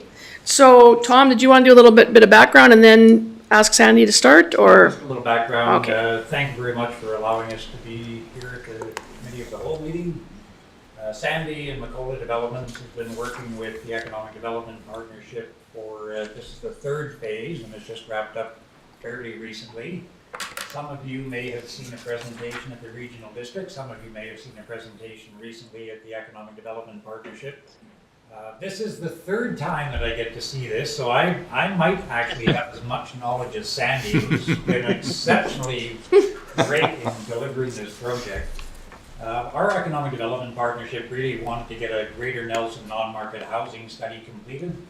We've been hearing about non-market housing and workforce housing for many, many years, probably 5 to 7 years at different meetings. It's a challenge that's not going away, and this third phase is just wrapped up. We may be at the end, unless there's some other recommendations from council and or the regional district to move to the next steps.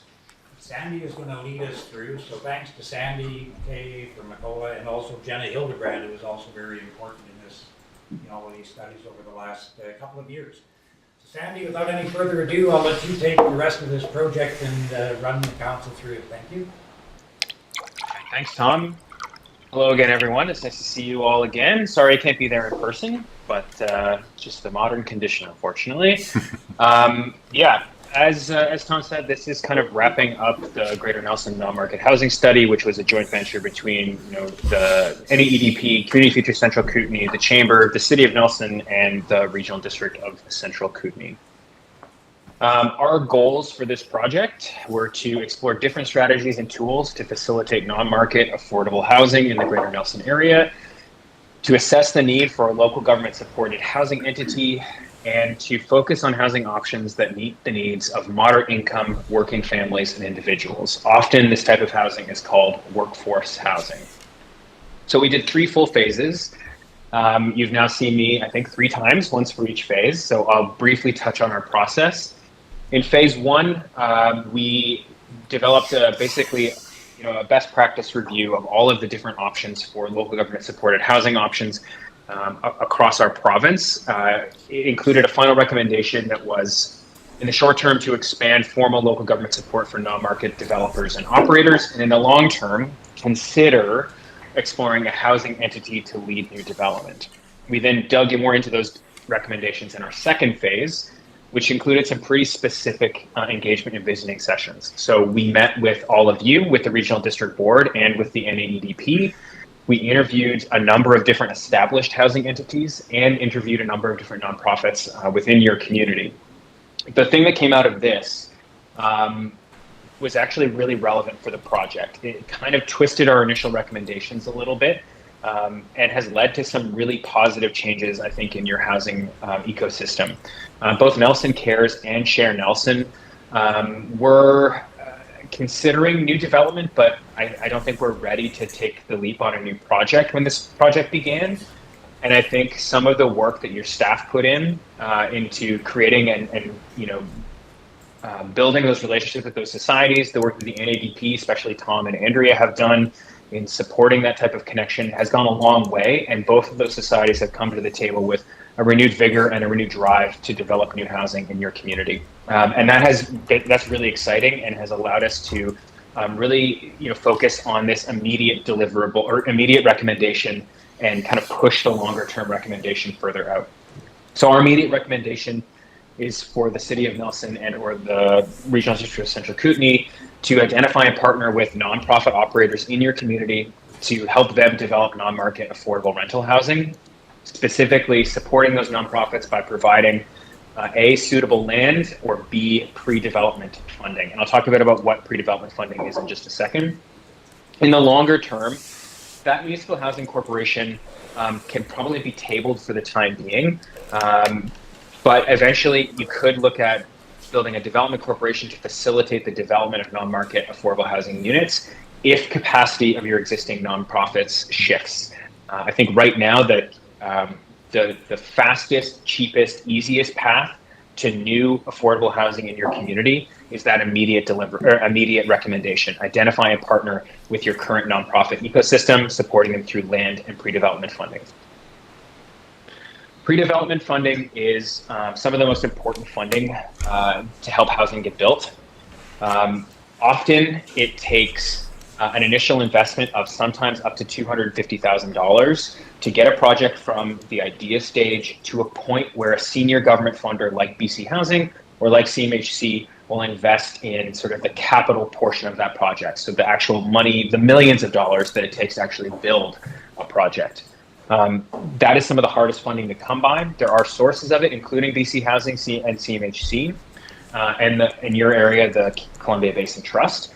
But still, we see that that is a really challenging thing for local nonprofits to, build up that initial resource that allows them to get a project from concept through to a buildable reality. So we've included a couple different resources as part of phase 3 that can help you as you make decisions about how you'd like to continue to support nonprofits. First is a pre-development action plan. This provides a high-level overview of the pre-development process. And it was developed in partnership with your nonprofit, with the nonprofit sector. It can support both municipal and regional district staff alongside nonprofit partners as you together navigate the pre-development process and prepare for future funding calls. It includes things like what steps to take and when. It includes different costs associated with different items to help you do budget work. And basically it spells out what you need to do to get your project from your idea through to a point where BC Housing will fund it through a highly competitive process. As part of this, we've also included a number of templates. The first is an expression of interest templates for nonprofit operators. If you are considering partnering with a nonprofit operator, you need to be looking at a fair and transparent way of doing that. So this expression of interest template should help you if you are looking to get a nonprofit partner to help develop on a city-owned site. The second is a request for proposal template for a development consultant. Again, development consultant is a key partner in your process. The sort of classic triumvirate is the operator, the municipality, and the development consultant working together with BC Housing and CMHC. So again, that needs to be done in a fair and transparent manner. For procurement of that professional, request for proposal template is included in your package. Finally, we've included a municipal land disposal policy example, which you could use, and a memorandum of understanding template, which just basically sets out an agreement between the city and a potential nonprofit for land disposal, all of which are tools that can be kind of implemented with hopefully minor changes by staff. So pre-development, I'll quickly run through it. Initially, if you have a piece of land identified, you have to conduct a feasibility assessment on that land, either through a zoning analysis or site due diligence to make sure it's actually buildable. Critical partnerships, like an operating partner and development consultant. Concept development, which includes the procurement of your architect to develop the sort of basic concept drawings. A full financial viability assessment, including a pro forma development, securing your land in principle, full design, which takes it from the concept development through to something that can actually be constructed. Project costing, which allows you to set your first thought about how much a project is going to cost, and then finally getting through the local government approvals process. Sort of what pre-development looks like. So can I ask a question? Mm-hmm. Thank you, Mayor. Sandy, can I ask a question, please? Yeah, of course, yeah. So the middle box here, financial viability assessment, and talking about cities, I guess there's the in-kind work and there's land dispersal work, but there's also some funding work that would need to happen. And I'm wondering, is that something that a council needs to build a budget line item in, like in one budget term, and then have that come to fruition in the next budget term? Because of course money is not, every dollar we have in the city goes somewhere. It has a home. Yes. So are you saying that we need to develop budget line items for these ahead of the actual process? I think the mechanism, if you do choose to fund pre-development, I think the mechanism is something that I would lean on staff to help craft. What I can do is point you in the direction of a number of communities that have already done this exact thing. Penticton recently has put in a pre-development funding program, which is effectively establishing a grant fund that it allows nonprofits in their community to access via an application process. And the city of Revelstoke has in the past given pre-development dollars to the Revelstoke Community Housing Society. But I don't know the specific mechanisms, whether it's a line item or another way that they did that, but I would be happy to work with staff to identify those case studies, and then hopefully they can kind of build out the correct answer for you. Okay, thank you very much.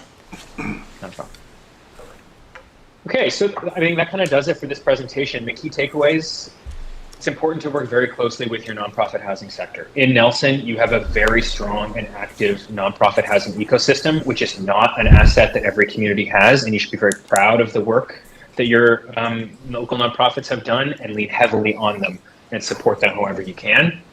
And then the other piece is, you know, if you are still considering some sort of non-market housing corporation or authority, just know that they take significant time and resources to set up. They're not always the best option if there's existing capacity in your community, which there currently is.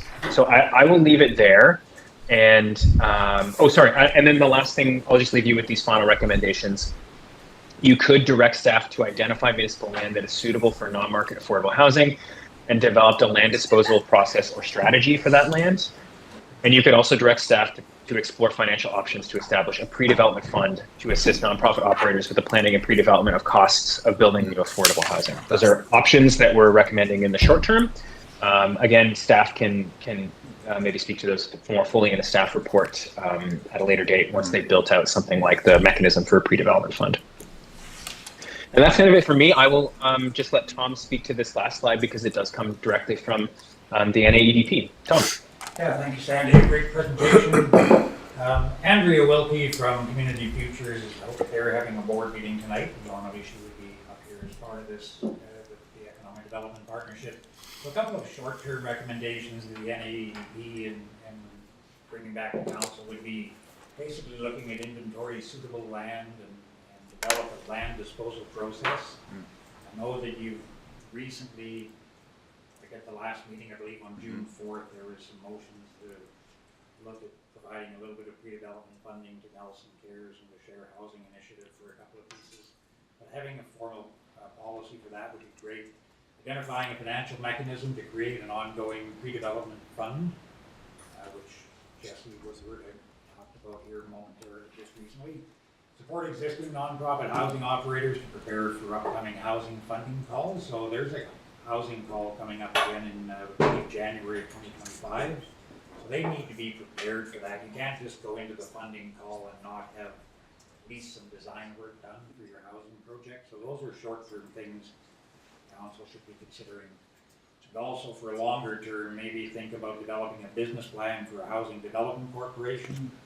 Not immediate, but something on the books, and explore a scale corporation model that could serve regions or the regional district. There was a presentation similar to this at the regional district the other night, just last week, I believe. Yeah, it was. And you had you put something forward, and I think it kind of just a tie. It was a tie. Well, there was a lot of interest, which is actually encouraging, but it was still some people that were a little concerned about how the costs were going to be paid for, etc. So our Economic Development Partnership, through the work of Macola, Sandy and Jenna and their team have done a great job. We've worked really closely with Nelson Cares and the Share Housing Initiative. We believe there's a lot of appetite to still continue this process. But I think the Economic Development Partnership is in a situation where we're going, okay, we're done what we can do. We've kept it to the top of our strategic priorities for the last 2 years. And this final report is now kind of back in council's court. And re-engage with the regional district, but it has come back to council. And really like to thank Sandy for being a part of the project so far, and hopefully we've got some other work down the road we can continue on with. So I have a few questions. Councillor Tate, followed by Councillor Page.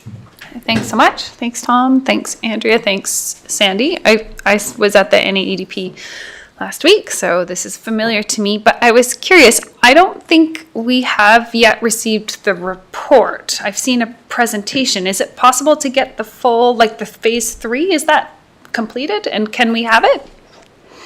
Yeah, I believe it's completed. Andrea and Tom should have it. I don't know. I don't think I have it. It might not have been submitted as part of this delegation. I'm not sure. Maybe they're waiting. Maybe it's been submitted to staff. I don't know, Tom. Maybe you can speak to that, or if not, we can check in with Andrea and get back to you. Yeah, my understanding is obviously, as Sandy says, the report is complete. Great. We can circulate that to all the council and staff to make sure that. Well, for the public too.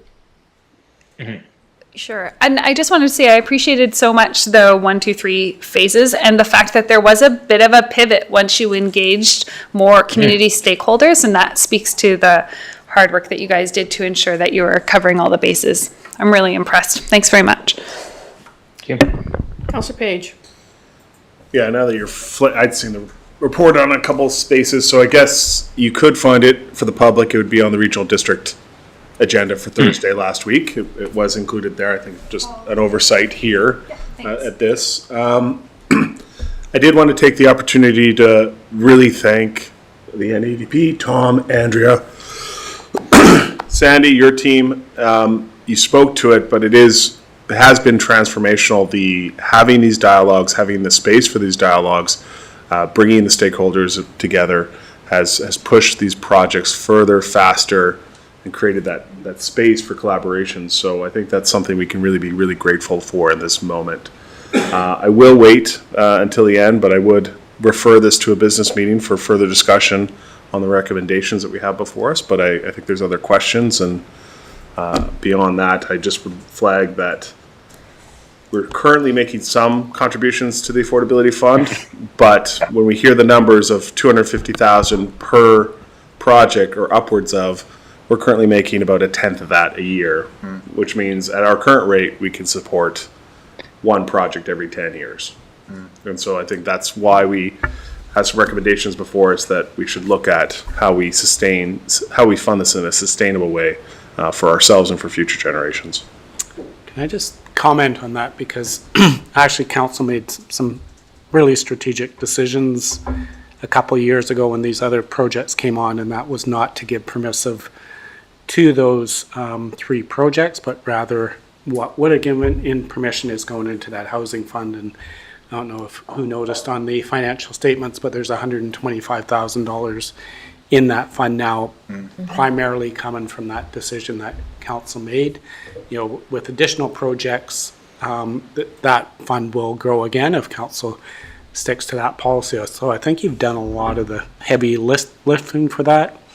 Right now, we're seeing BC Housing funding pre-development on that. So what we've funded and what our nonprofits have come to council with is pre-development money. So how do you get the initial, as Sandy showed in that timeline, how do you do that initial zoning analysis, how many units you can build, that sort of initial feasibility. So that may change down the road, but I do think council's made some good decisions of setting yourself up in a good place to fund that. As Sandy mentioned, we do have the Columbia Basin Trust on as a funder of those things. So I think, again, like our nonprofits are well respected and do great work, Columbia Basin Trust also believes in this work. So I think we do need to do some further analysis, but I think we're in a much probably healthier place than we were before that decision, when we were just getting $250 a door for private development or whatever. So now there is an ongoing funding stream. We're only tapping it for pre-development funding at this stage, but looking long-term if that changed. But again, that's lobbying at those senior levels of government. That's critical funding that can be provided. we have moved we have our development services staff are working with two nonprofits that are both looking at bringing projects forward for this next funding call. So land was identified, and so I think some really good steps have been taken so far. And I'm not discounting we need to look in the future, but I think everyone should feel good about the decisions you've made in the past to put us in a really good position at this time.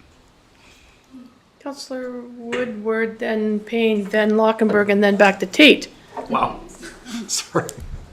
I have a technical question, and this is for Tom. Oh, okay. This is for technical. This is for Tom. So, as you move forward with your workforce housing, and you have a rapid build idea with that piece, yes? Well, Chambers project. The chamber Oh, project. a different project. Sorry. We're talking about this. Well, it all goes together, but what my question is, cost per square foot. Is it reduced considerably, cost per square foot for building, with what you're looking at with the rapid build, compared to the classic sticks? And I would say that it's cheaper. cheaper, but but it's not cheap. so it doesn't totally change the game. We've been, I think we've been doing this for a while, and one of the reasons that nobody has been building non-market housing is because it's not cheap and it's not easy. Yep. It's gonna be a real challenge to make any project work. Mhm. And to be, you'll never be profitable, you may break even, so it's not easy. So these nonprofits that are stepping forward are really putting their neck on the line, and the less BC housing comes through with significant grants. You're just doing it on we're gonna take out a loan to cover this project. It's hard to make the numbers work. Right, but Even with lower cost in building it, okay. it's still very, very hard to make it work. And with what's coming online with Glasnikoff and the I think all of those things feed into it. So the company that we've been working with is Rock Modular, who did the project up at Selkirk College, in campus. They delivered a great housing project for 24 students, I believe. Ours is similar, but it's not focused on these recommendations from them. And just to further that, Councillor Woodward, so talking on the trade floor, as you know, that Yes. when we go to UBCM or FCM and there's all those trade floor people there, is it talking about the cost per square foot, is that right now I think that Tom has kind of mentioned it's seems like it's about the same, and I don't know, Sandy, I mean, you have projects other places, but for building here in Nelson, regardless, because you still have to have tradespeople, no matter what you're putting up and whatever, is it, what I found in talking with some of the people on the trade floor in Calgary was that the costs are maybe a little bit less, but because of the fact that in terms of modular style building, there still isn't a massive uptake in that segment of the market. It's still expensive because you're not really building a one-off, but you're still kind of building a one-off because you're not, 50% of the market isn't being built modular and 50% is stick. I mean, there's still, Sandy, do you have any idea of what percentage of modular builds there are sort of across the country? Maybe 10%, 15%? It's growing. I would say maybe even less. Yeah. It's growing. I would say maybe even less. One of the key things that we're seeing is that there's just not factory floor space to expand. So we're having to wait multiple years to get our units on the factory floor, and then you have to ship them and then you build them. So often that weight actually increases the cost per square foot beyond what it would have been if we just started with a stick build, right? Yeah. So I think that's the question you're looking for the answer for Councillor Woodward. But Thank as this and we know full well from all of the housing advocates out there, no matter where they're plugging in from, whether it's insurance companies or it's McCullough or whatever, is that we know that if you want to build though quickly, this is a way to do it, but you also have to upscale this manufacturing. So it's not just we always forget to not just look at what the finished product is, but to back it up the assembly line and see how far we have to go. An issue in British Columbia that I hear from those in the field is that as long as you keep decreasing the allowable cut of wood, you're not going to build any more houses, whether they be stick built or modular houses are still built with wood.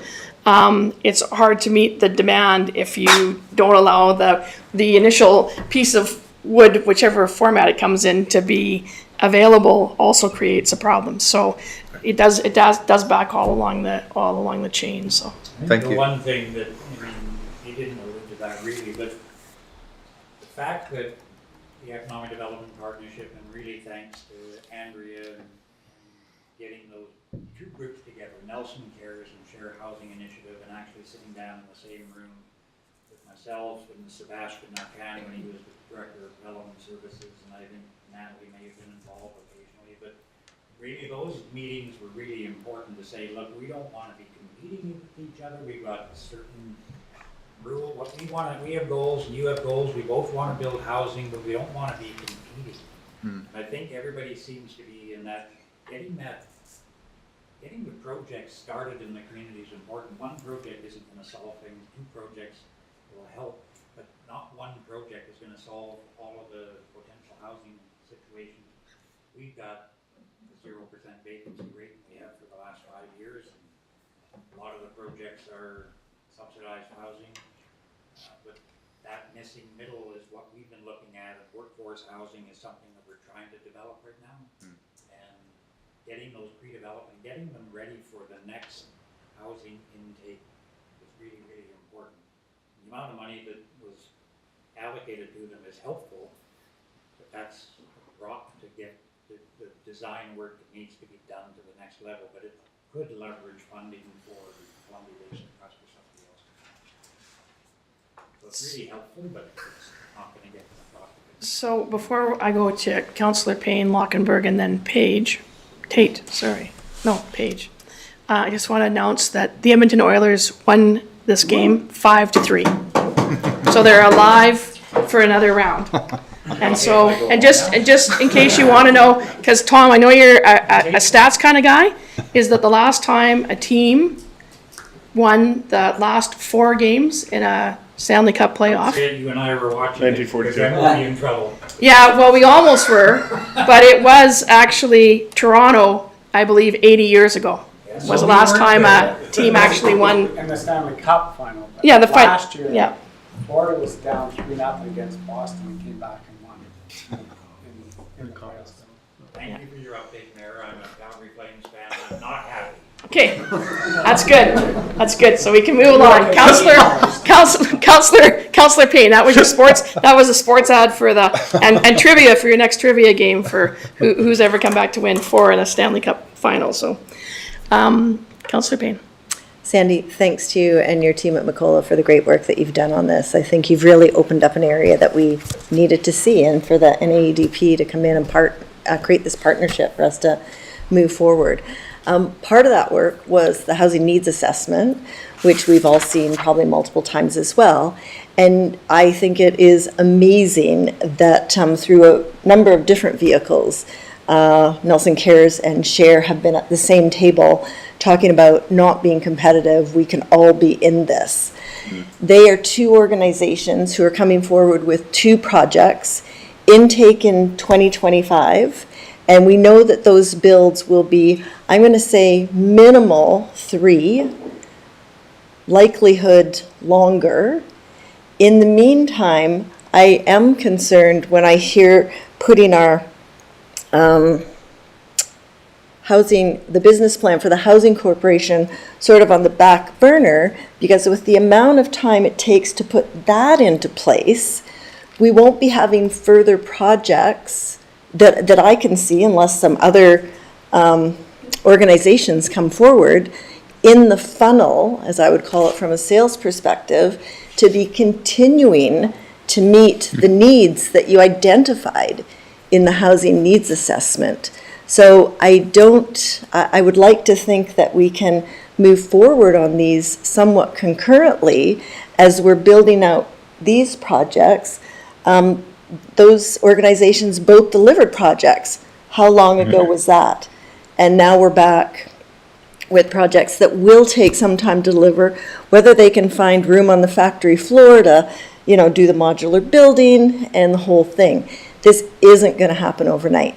The other benefit that I see, and maybe I'm misunderstanding it, so I'm certainly open to being corrected, but the Housing Corporation would also let us identify someone to participate in the Rental Protection Fund, which are the best units that we have right now, because they're already built, they're in place. So if we lose any of those because we didn't have anyone set up, like a Housing Corporation, to act to hold on to those if they're about to be sold.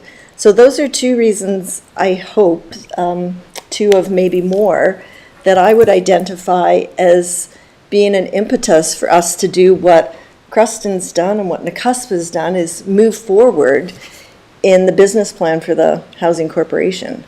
I think there's still lots of work to be done out there, and if we aren't continually doing this and depending on, Share and Nelson Cares to just keep funneling these projects through, they also have limited capacity like everyone else, and we can't wait 5 years between these and meet those needs that have been identified several times in the housing needs assessment.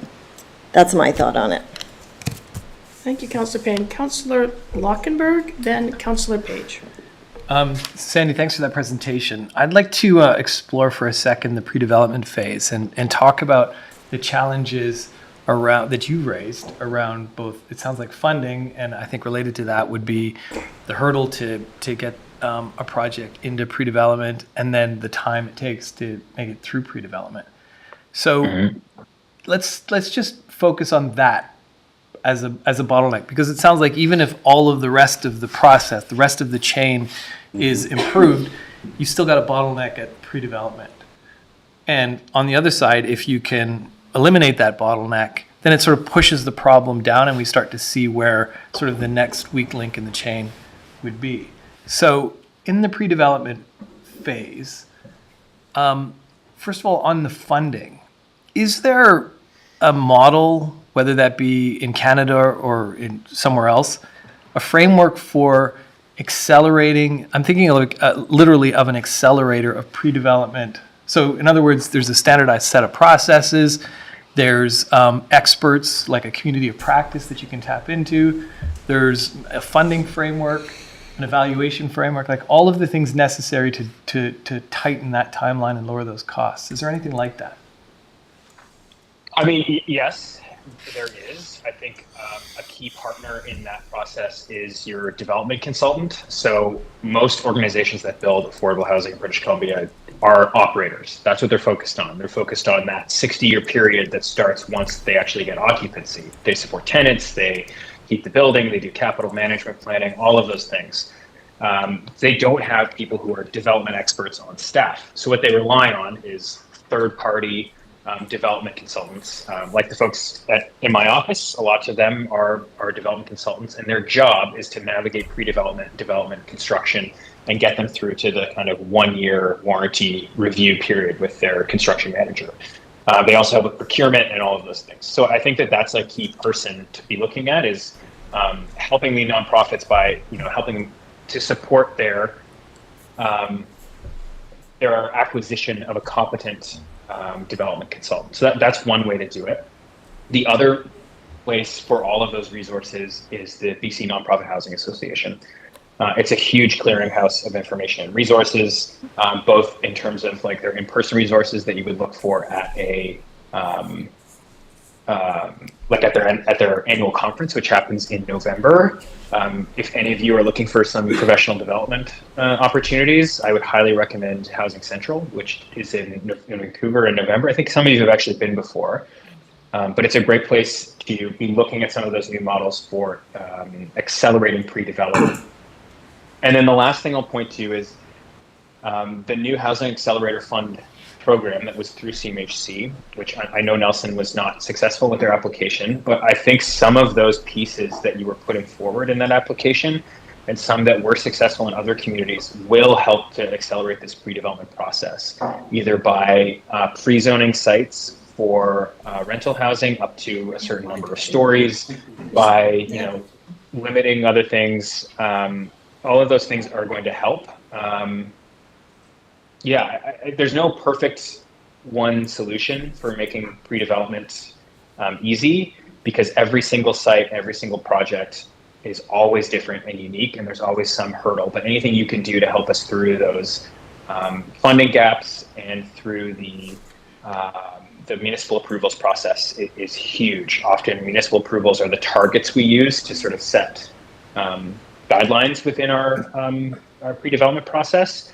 And so any work that you can do to accelerate those is really meaningful to a project and eventually to affordability. Supplemental from Councillor Lockberg. Okay, so that's really helpful. So one of the things that I would imagine we would want to put in place here in the Kootenays, perhaps with the partnership of CBT and maybe BC Housing could join that partnership, as well as the local governments and various other stakeholders, is to put together a predictable fund in which it's sort of tranche based, where projects can get in and get some initial funding to do whatever that really early stuff that needs to be done. And so the approval on that very early funding is virtually guaranteed. And then you just kind of keep moving through the stages, so really to accelerate that. So with that idea in mind, like having that kind of funding, pre-development funding framework and system in place, are you saying that the model that would go to support that, so if that initial tranche of funding, let's say it's $15,000, like it's pretty predictable what that's going to fund, like in terms of the tranches? Okay, perfect. Thanks.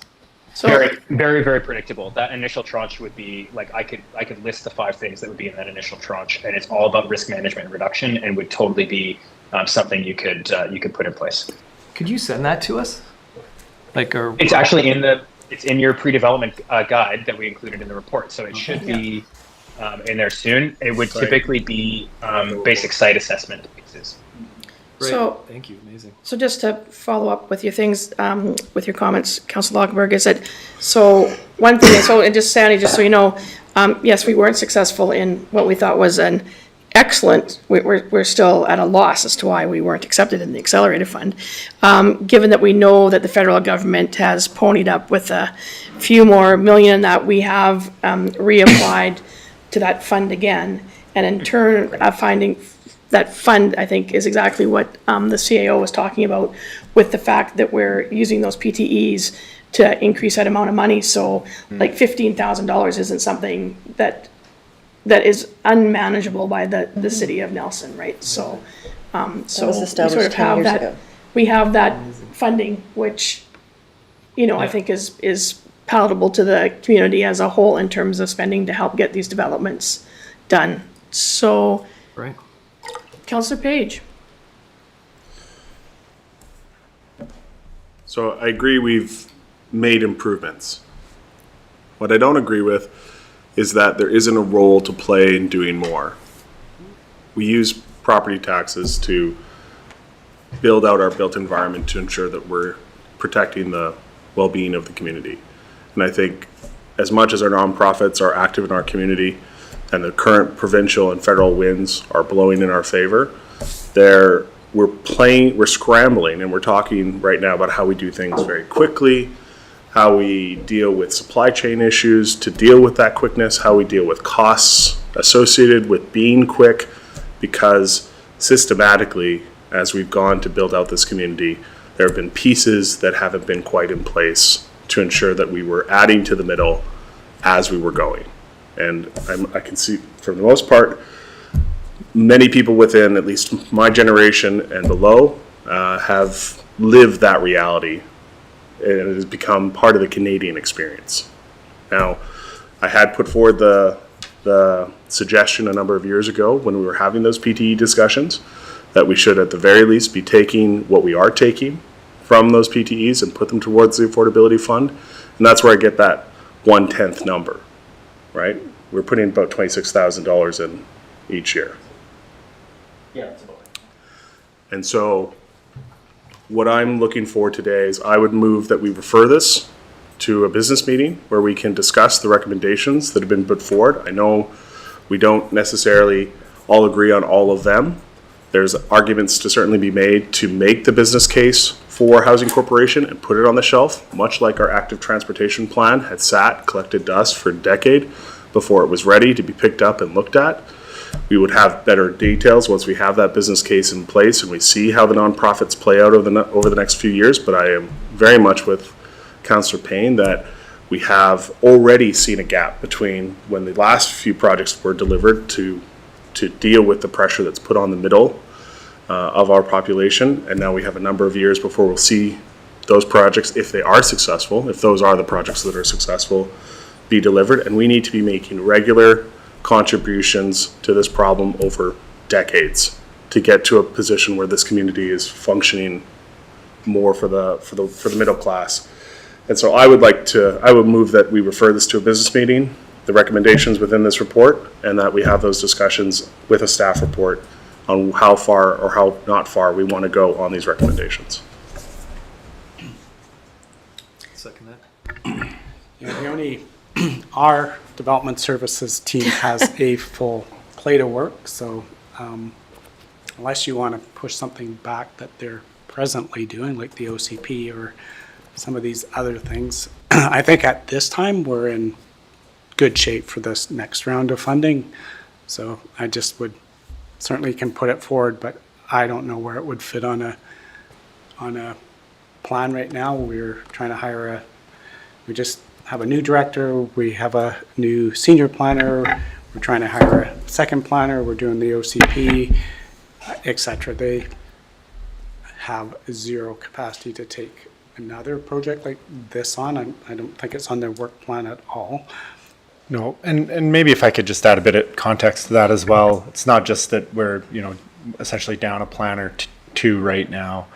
As we've been hearing recently, planners are very difficult to find, right? So we are in our planning ranks as well, not only dealing shorthanded, which we can soon fill out, and this is not on the work plan, and we also have a very busy work plan.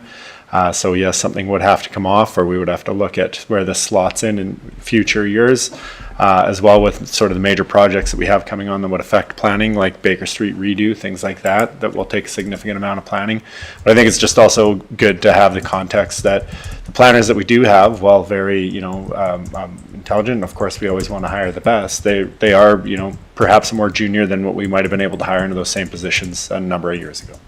So that's, I think, just a little bit extra context in that. Yeah, and I think they are focusing on the applicants that are coming forward. I know they're working with the two applicants at this time, and I would suggest at this time helping them get those projects. I think you heard Sandy say that's the big thing that a municipality can do is get, work with those projects, get that site analysis done, get the zoning. Just talk to, just was sharing information with Natalie. They're actively working of how do we, get as many units on the land that council has identified at this stage. Another proponent is looking at a different site because apparently the regional district isn't in a position to, it's not, that portion that's regional district land on the Holland Front Street, that they're not in a position to make that available at this stage. So That's incorrect. We're meeting on Thursday. Okay, Yes. that's what. That's did I hear City that of from? Nelson land, though, is it? Part of it is, and part of it's RD land. Of the five, sorry. Yeah. So anyway, maybe they'll make a decision. That's the focus right now of our planning staff, is to actually work on the projects that are in the pipelines. Councillor Woodward and then Councillor Lockenberg. Thank you, Mayor. So if the planning department can't handle anymore, then can we start actively building a budget line item for, I know there's some, but it sounds like what Councillor Page is saying is that we actually need to have more funds built up for future investment, housing investment. Is that? Well, obviously that's a budget discussion you can have coming into the budget, and that's strictly putting money in a fund as opposed to and setting some policy on it. I'm hearing this is to subsidize housing for the middle class, which is an income transfer, is that, that's a policy discussion you need to have versus pre-development funding. That's a different question. Okay. Or pre-development. I think you just need to decide where you sit on that continuum. You can go, there's money for, the larger cost of pre-development right now. There's risk that that could change. We do have a funding source for pre-development, which was what council approved last time. And then there's another level. Do you want to start to subsidize these projects, the capital cost of these projects with property taxes? Well, that's a totally different question, right? And then I guess lastly, do you want to build another entity, and who would that entity be, and who would But may I, sorry, be there? supplemental? Sure. So the housing entity is obviously a huge bunch of work that would have to be done, and obviously planning is not, we're not in that position, and we also have a new sewer plant to build, along with many other things. But it seems like the real allocation of money within our city budget could help in a way. It could accelerate the processes in a way, but it would have to be a council decision on where we're pulling money from or where taxation money is going. But it does seem like from the surveys that we've done the last few years, housing is, for the public, is right there at the top. So in some ways, the public is telling us to push harder in this field.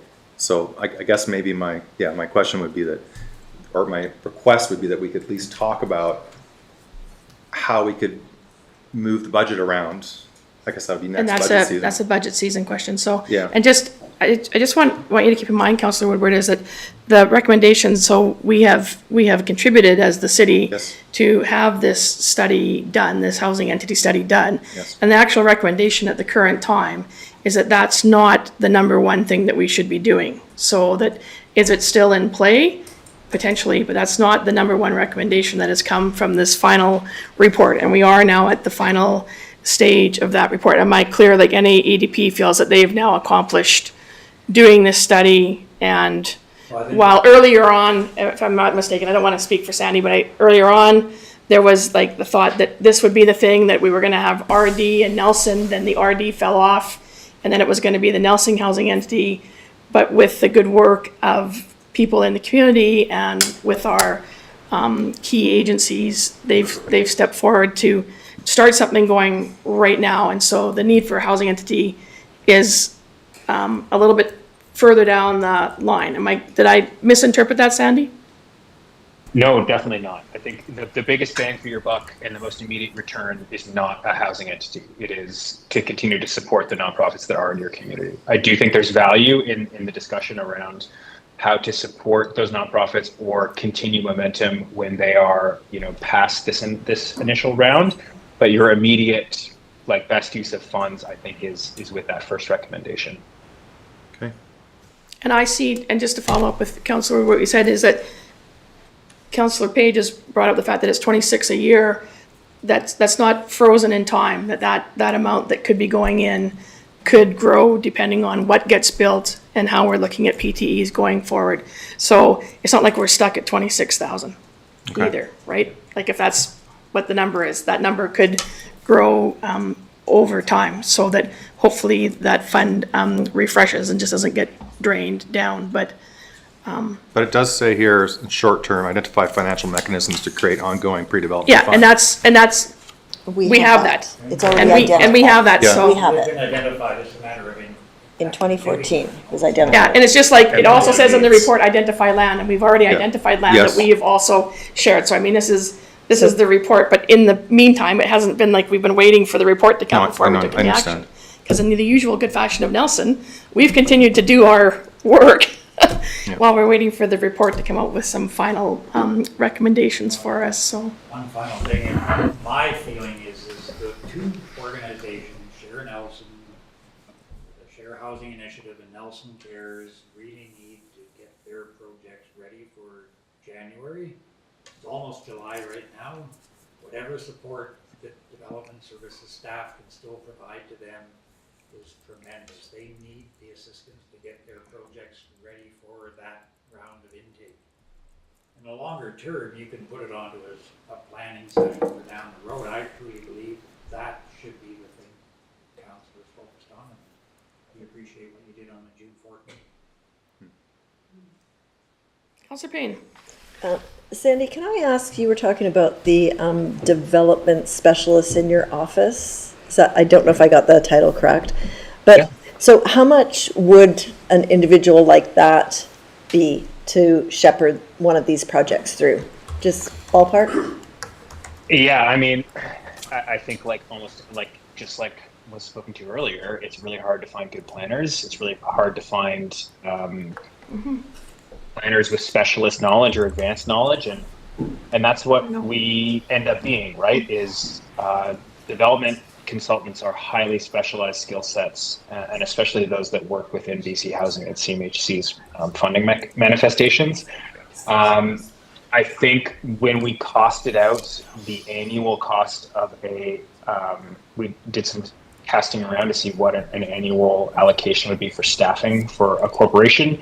That includes one development manager / executive director person and one sort of planning assistant position to support them. And I think it was like at a minimum between $100,000 and $150,000 That's what I thought. to find that person. So, and that's, you know, that you probably have to drag them away from some other job, some other community, right? Like you're Nelson, so you've got that ability, which is great. You're a very desirable community to live in, so you might be able to do that, but it's tough to hire people all over. It's another one of the reasons why we are stressing how difficult it is to establish a corporation, because finding that person, that perfect person, is not going to be easy and is going to cost quite a lot. Just a supplemental, Mayor. Yes. I wasn't actually talking about, that's very valuable information, thank you. I wasn't talking about the Housing Corporation. I was talking about if today we found X number of dollars and we could hire a consultant for Nelson Cares and Share to get them through this project as expeditiously as possible, what's the ballpark for that?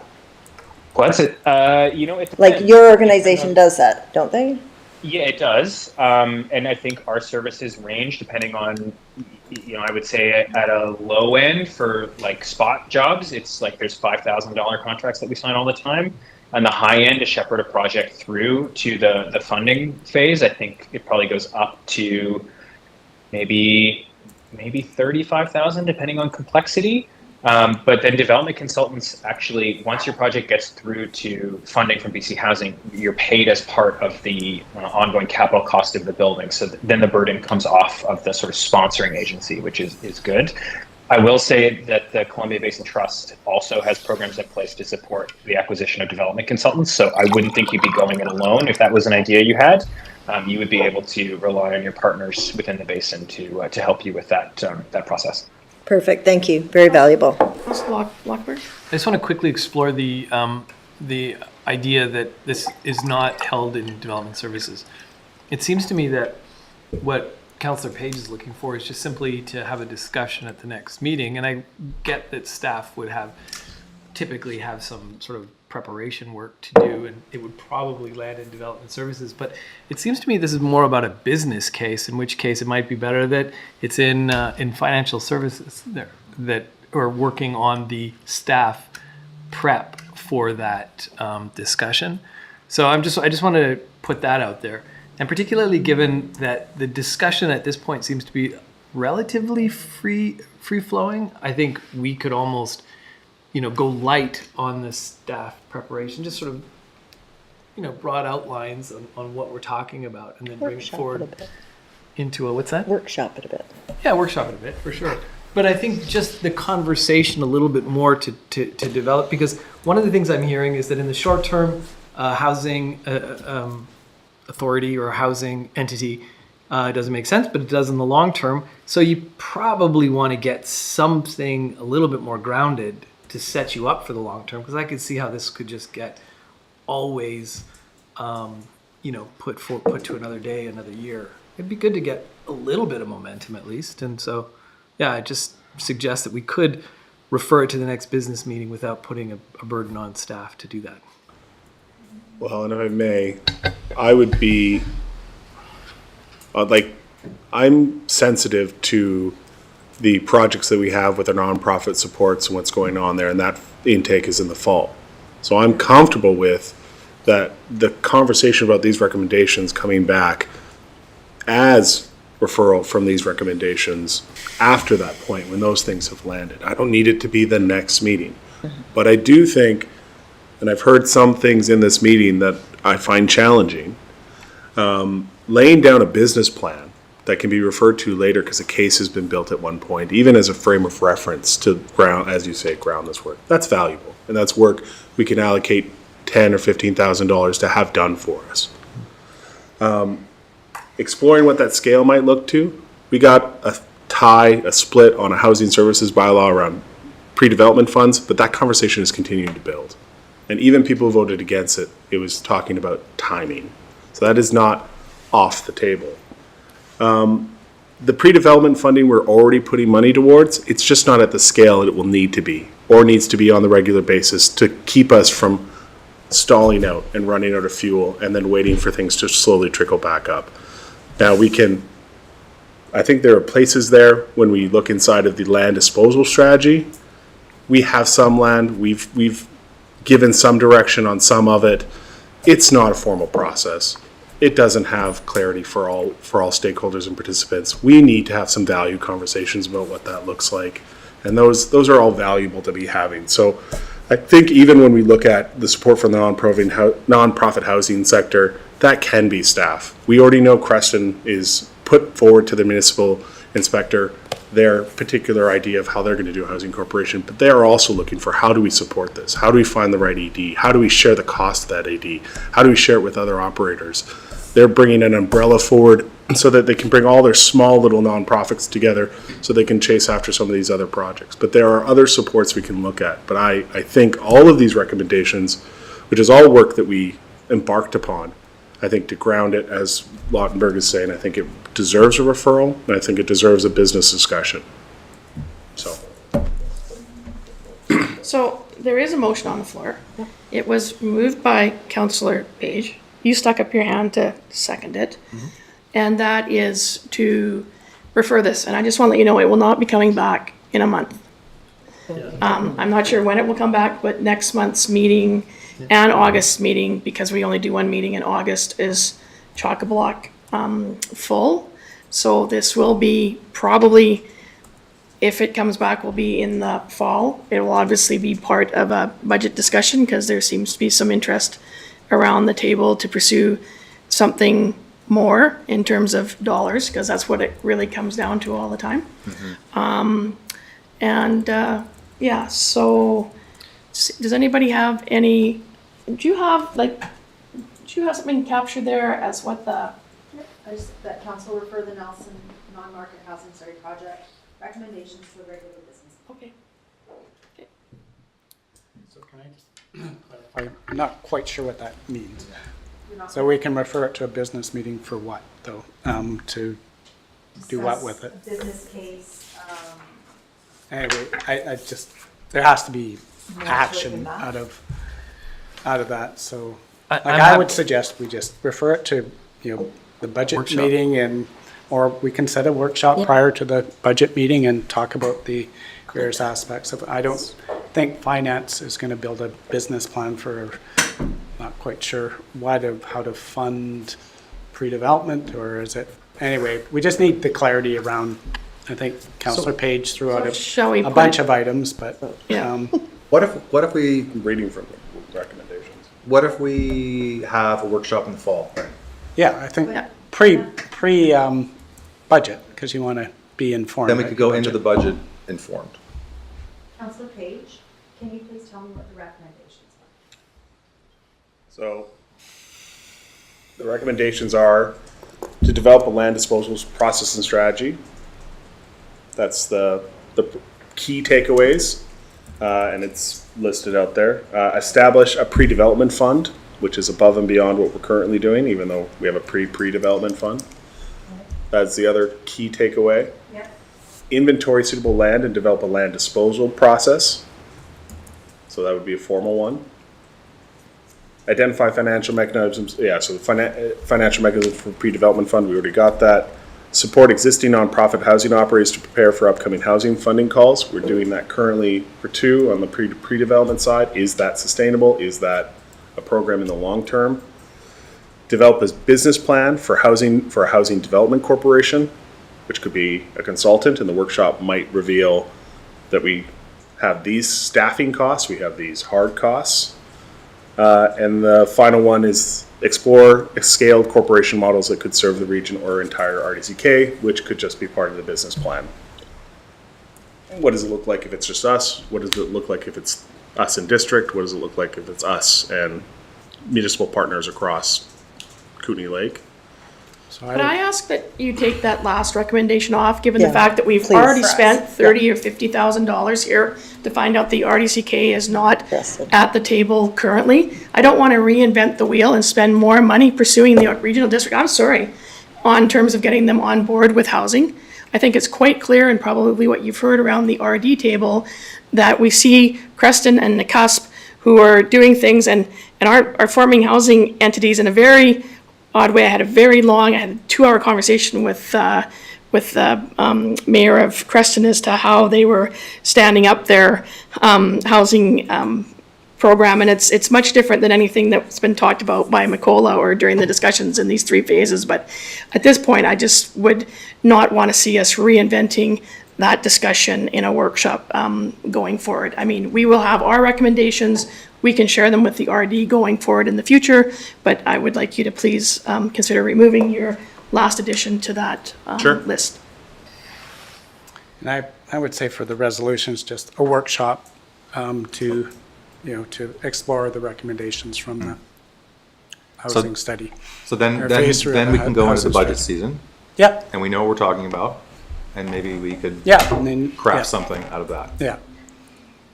So, yeah, so if we can look at that and then we can give a better sense of, who's going to do a land disposal bylaw or whatever. Is that the priority or?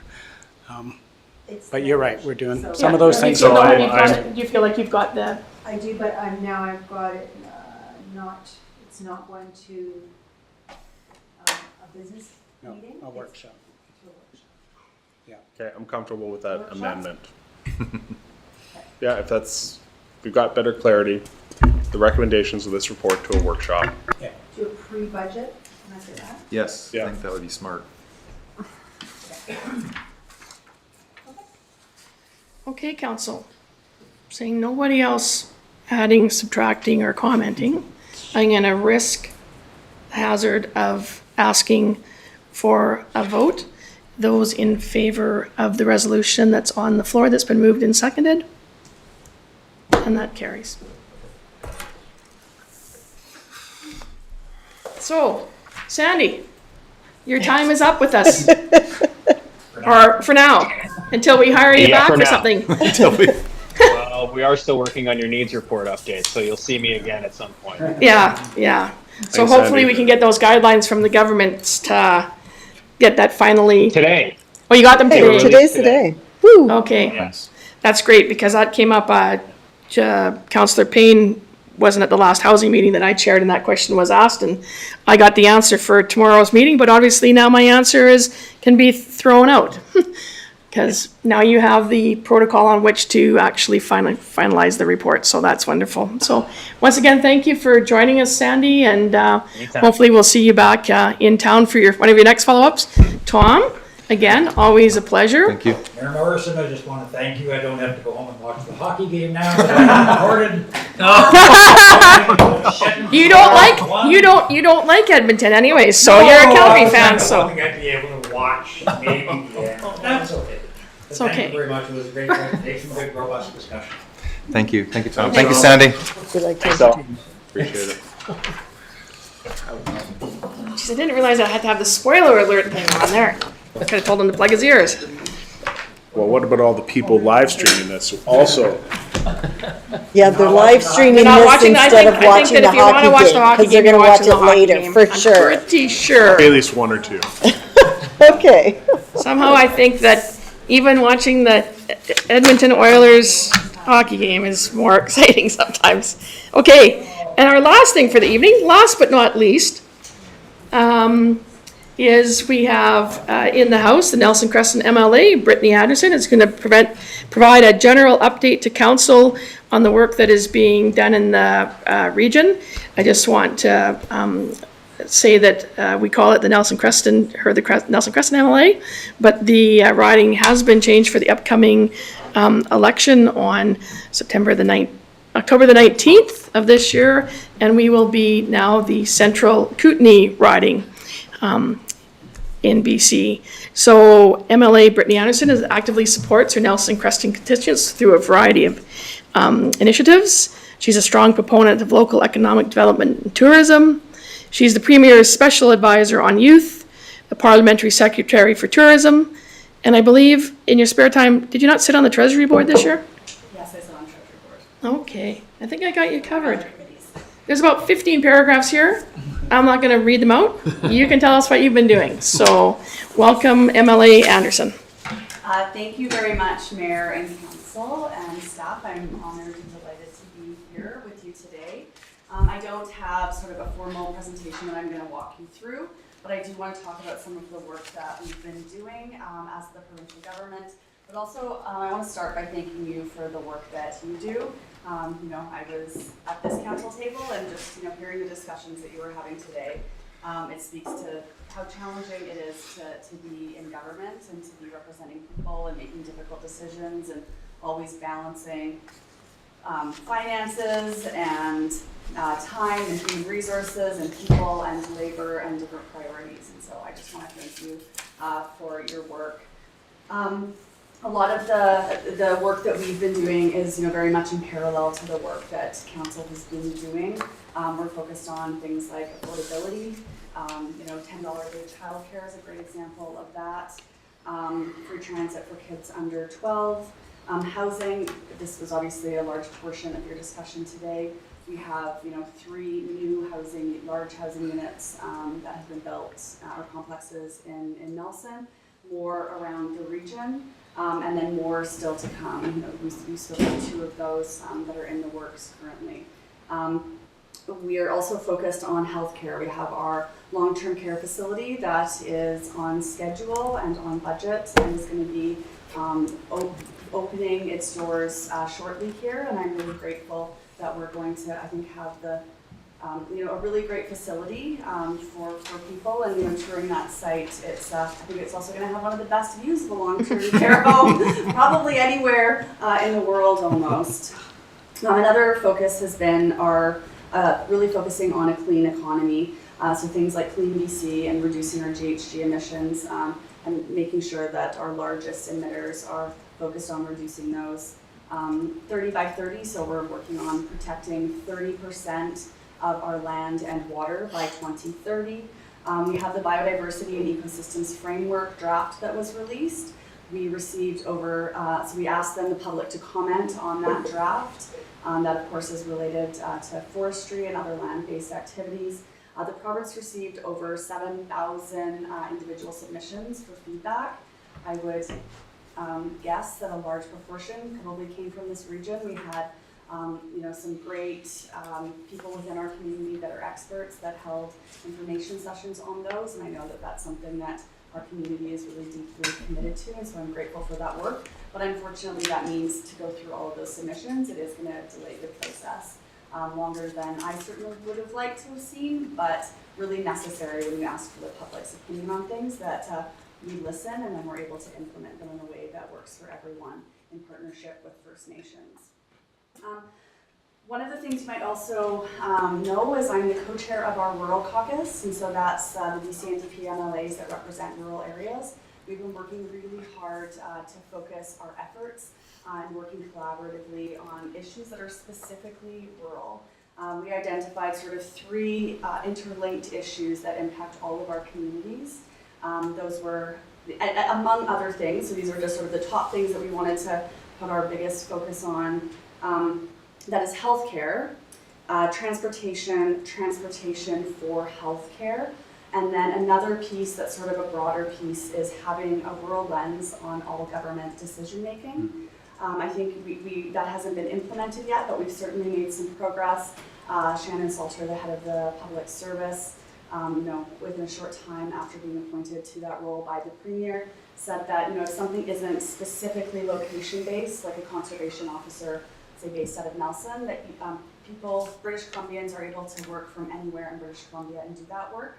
And so we're already seeing, I think significant improvements by including that rural lens, just by having rural workers actually developing the programs and policies that are impacting all of us. A really great example of this is I was in a conversation with a woman who works in healthcare, and we were talking about this approach, and she recently had a new colleague that had joined their team from a rural area.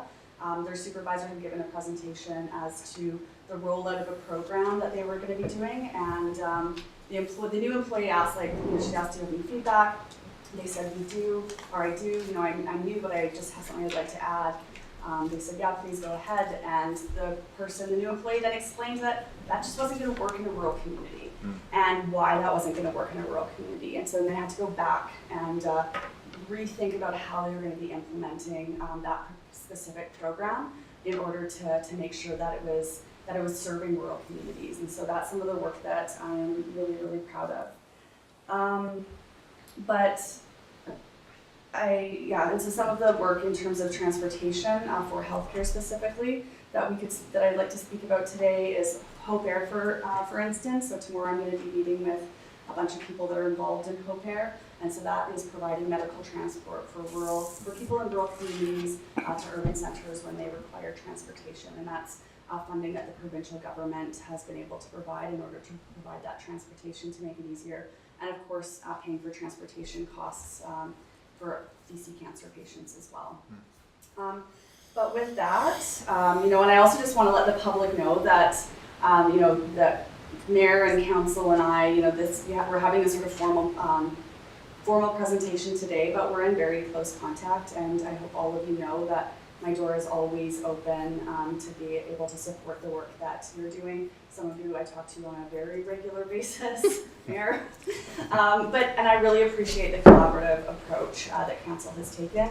The challenges that we face together, and I believe that when we're able to work together collaboratively, we're able to get a lot more done. So with that, I would love to answer any questions that you have or any comments that you have about if you feel like our government is on the right track, and I already see hands going up, so I will over to you, Mayor. Okay, Councillor Page, you're starting it off. Okay, I'm going to grill you. You ready?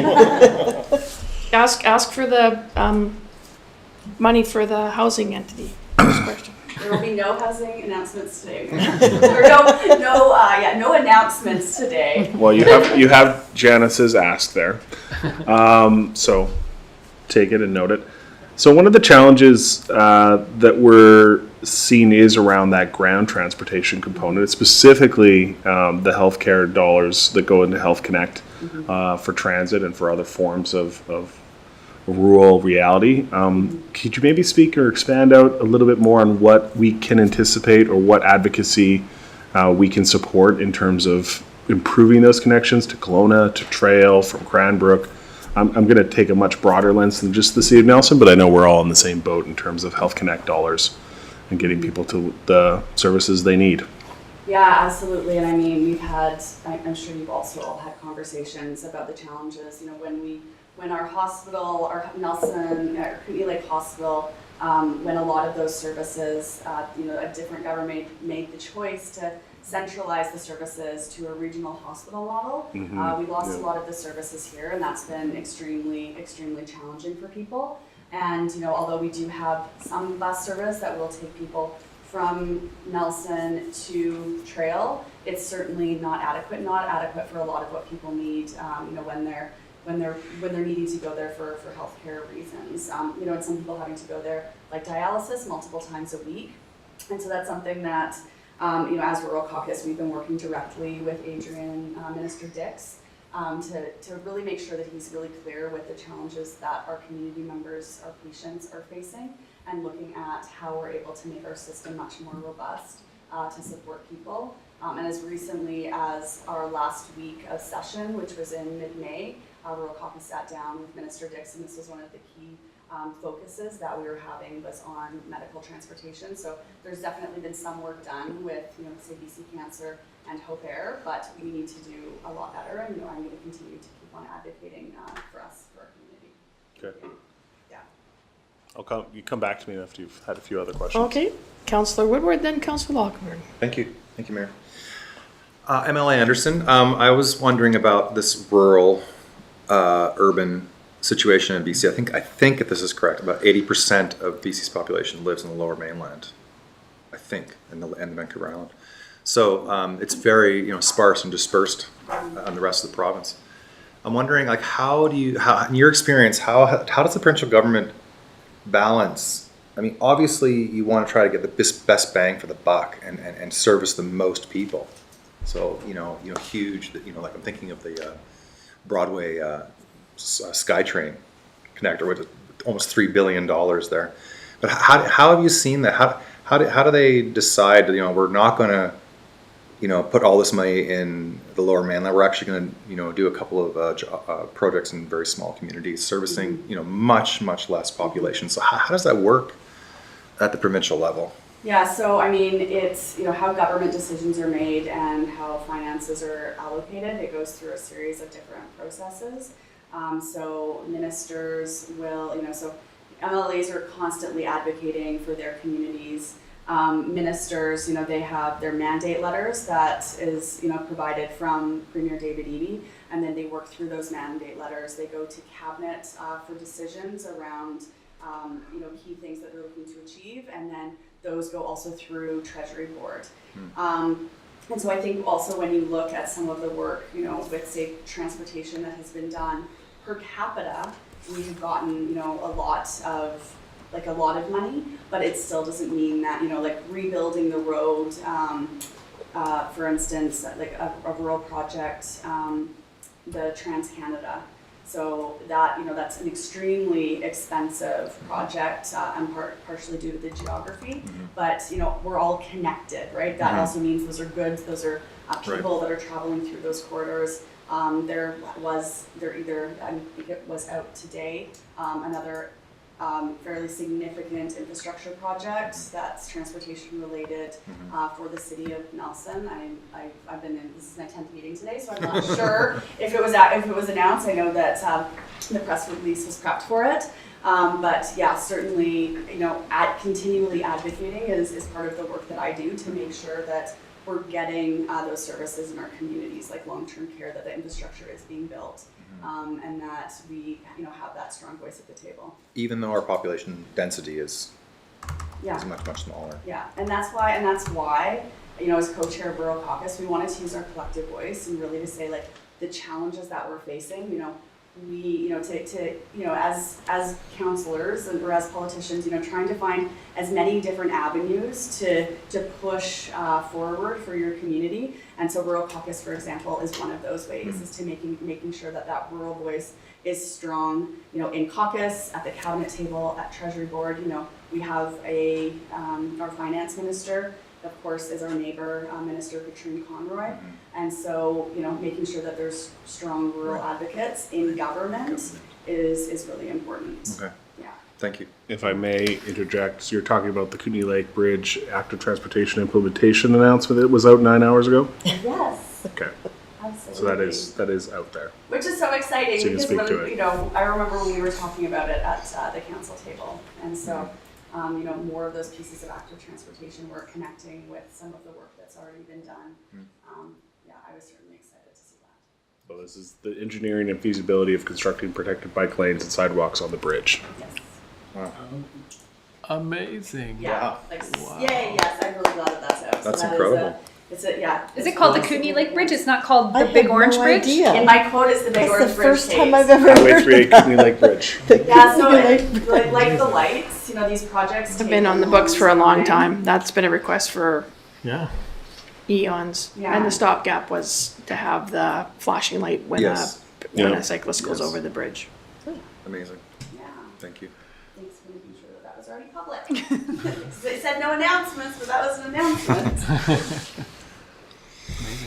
It's on the news site. Lockenberg, I think you were next. Sorry, I just got lost in the enthusiasm there of finally being able to maybe ride over the bridge. And I also know that the bridge is in need of some Yes. upgrades. So hopefully if they start that project, then they will build in the upgrades because it's really in need of it's due. It's actually a little bit past due, the bridge itself. So. That will all be part of it. Yeah. A nice third tone of pink, just to bring it all together.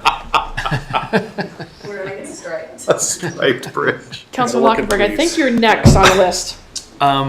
Thank you. So one of the things I wanted to bring up is related to transportation again. Obviously, transit is something I've been pretty concerned about for a while, particularly given that we went through a pretty tough period with COVID.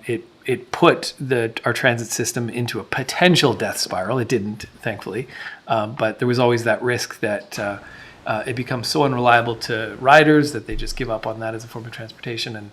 But that thankfully has been reversed, and ridership is returning to pre-COVID levels, which is excellent, and the trajectory is strong.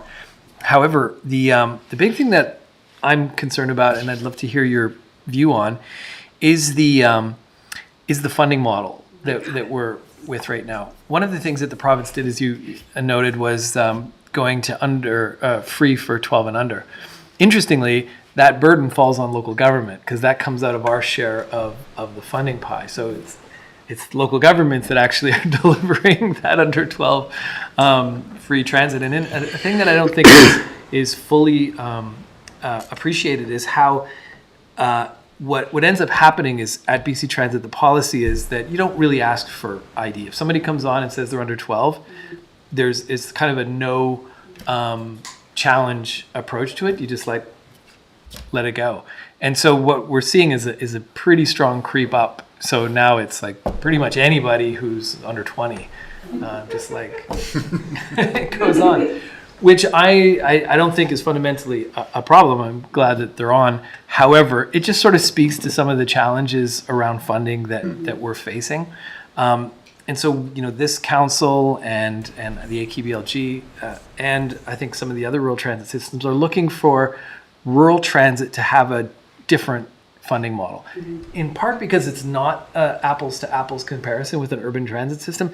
If the bus, as you know, if we miss a trip on one of our routes, somebody's left standing on the side of the highway, or they're stuck in Nelson and they can't get out to Balfour, and it's a really serious issue, as opposed to in an urban context, there's tons of other options.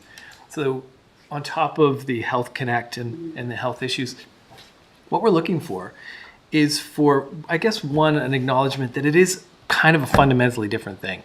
It's not a per capita, it's just a different type of system and probably requires a different type of funding model.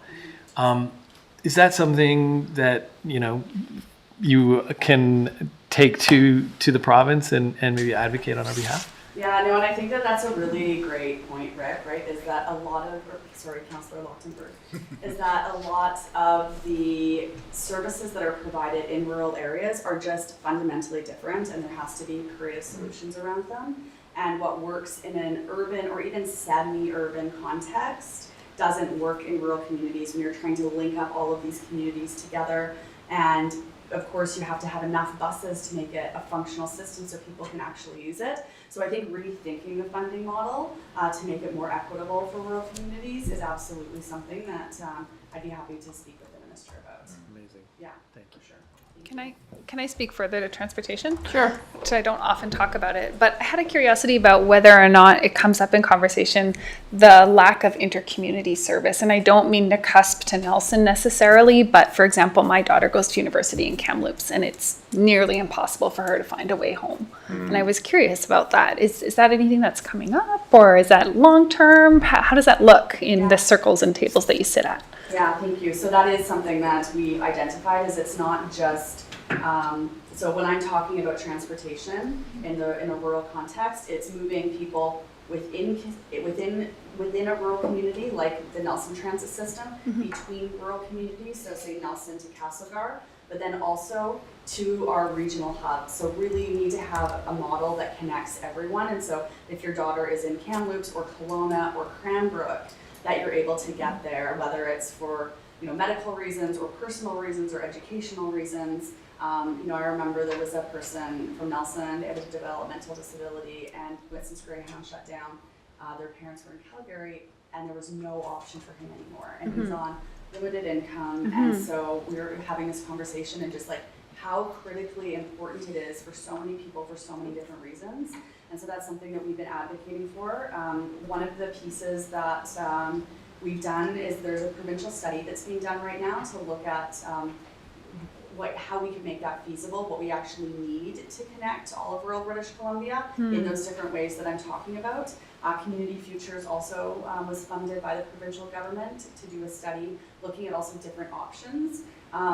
So in our, so like rideshare models and different things like that. And so they're all different pieces that are a part of sort of the whole umbrella of rural transportation. And I think it's not going to be one model that's going to work across the entire, all of British Columbia. That is going to be a bunch of different pieces that we're going to have to pull together, but certainly having, regular, affordable transportation to get people from, say, Nelson to Kamloops School in Vancouver is absolutely a part of those conversations, and it's something that we're talking about with Rural Caucus on a very regular basis, and something that we've spoken with the minister about, and that's also why the provincial study was funded, because that's identified as such a major gap for rural communities. And when is the study supposed to complete?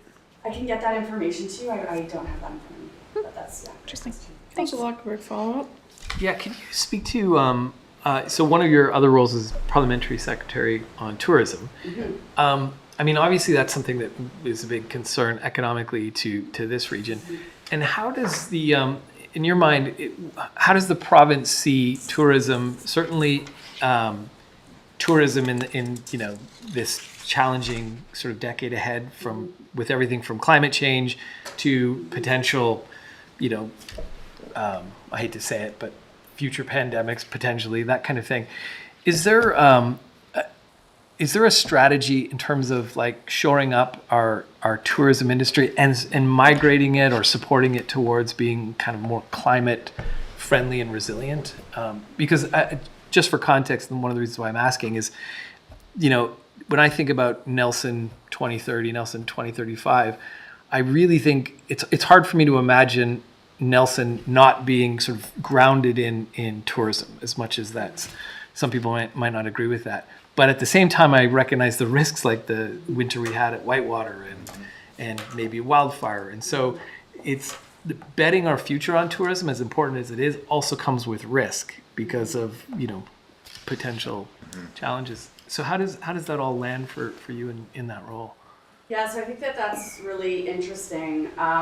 So with tourism, one of the provincial strategies is is distribution throughout the province and throughout the seasons. So currently we'll see, a concentration of, say, international tourists that are going to, Vancouver. They might go up to Whistler, might go to Victoria, might head to the Okanagan, but then aren't necessarily dispersing throughout the province when we have so much to offer. But what we're also seeing is, with climate change, we had the fires in the Okanagan last year, and it's certainly when a fire's in a community, it's very scary. We had to put a provincial order that said, for 2 weeks, I believe it was, please don't come here. We need this for people that are leaving their homes. And the tourism industry also really stepped up, and we've invested more money through emergency management in order to make it easier. So when people are, say, there is a wildfire in their community and they're having to leave their homes, that the entire system is a lot more functional, a lot more user-friendly to get people into safe spaces.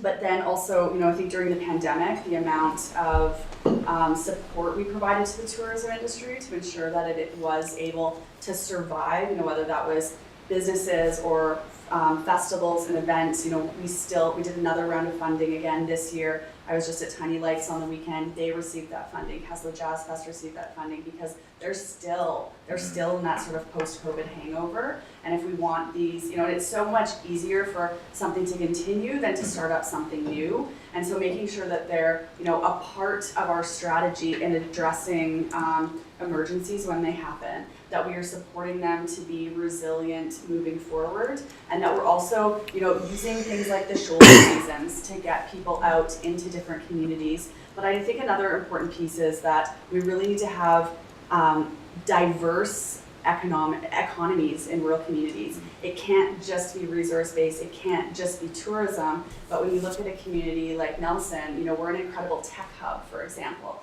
So when you have a bunch of different sectors, or that you can work from the public service in a job that would normally be based in Victoria, I think that these make all of our economies much more diverse, and I think that that makes us stronger and more resilient as a community. Yeah, awesome. Councillor Page. I want to give everyone a chance to ask their questions before I get back to grilling you. This question is a lot about municipal funding. Yeah. Priorities that came out of the Association of Kootenay Boundary Local Governments Conference, these three in the top 5 really spoke to where we've been, where we are, and where we're going. And Nelson had sponsored in the past and had received rounding support and prioritization around grant applications and reporting, where we've been. We constantly are having to spend time and effort, as I know you're aware, but we need the advocacy across all the funding pockets that if municipal and local governments are putting down accepted planning in priority areas, that the reporting requirements to chase after those funds, the application requirements to chase after those funds, needs to be drastically simplified. We've heard today, even in this discussion, just the lack of staff capacity trying to meet those reporting requirements. So I'm just going to I know you understand that completely. I'll let you respond at the end, because I'll weave that into the funding model. Again, this was a third priority up on the list of emergency management responsibilities with the new Emergency Management Act, the planning, the shifting, all the additional investments that need to be made. We need to see some stable funding. Lots of local governments are speaking to the need for stable funding to do the work, to do the planning work, but also do the mitigation work that it identifies, and all of those hazards and risks that are coming from that. Which leads us into the future, which the number one priority across the membership at this year's convention was stable funding in terms of new access to revenue. I don't think I necessarily have to, but I'll repeat for the benefit. Municipalities through property taxes used to have access to a large majority of the wealth that was held by the province itself. Property assets used to account for upwards of 70% of the wealth that was held in this province, and that is below 15% at this point, and that is the only mechanism we have access to. A lot of that wealth has moved elsewhere. So whether it's streamlining what we're having to ask for, creating sustainable and suitable pots for the regulations that are coming down and we're being asked to manage, or accessing where the wealth is in this province, in this country, so that we can get the work done of building our communities, where can we get some additional support getting these things sorted out? Yeah, so absolutely. I mean, I think we continually hear the challenges that local government face, with all of the competing priorities, right? And also, that was one of the reasons why when we had a provincial surplus, we provided, $1 billion to local governments across British Columbia. And with also the way that they were able to calculate it, the smallest communities also received actually like a larger per capita amount of funding. Yeah. And that was identifying that, it's harder for them to do grant applications, their infrastructure, it's harder for them to raise taxes. And so trying to make sure that we were, supporting communities and really not having a lot of strings to that money. It's understanding what your community needs and where these funds need to go. And so by really trusting in local governments to use those funds as they saw appropriate, I think I was really glad to see that the province was able to do that. In terms of diversification of funding, I think I would love to continue that conversation.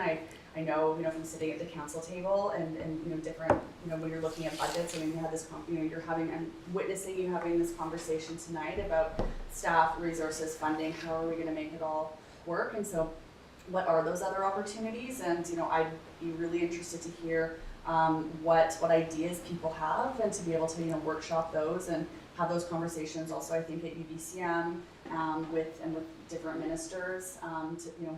It's going to be probably finance and also the Minister of Municipal Affairs, and seeing what does that look like as a path forward for local governments as they are, as you said, let's say emergency management. All of a sudden, there's a lot of work that's going to be needs to be done, but we all know it has to be done, right? Yeah. And so, how are we going to be able to support local governments who really are the experts in their communities in executing that work, and so that we're good provincial partners?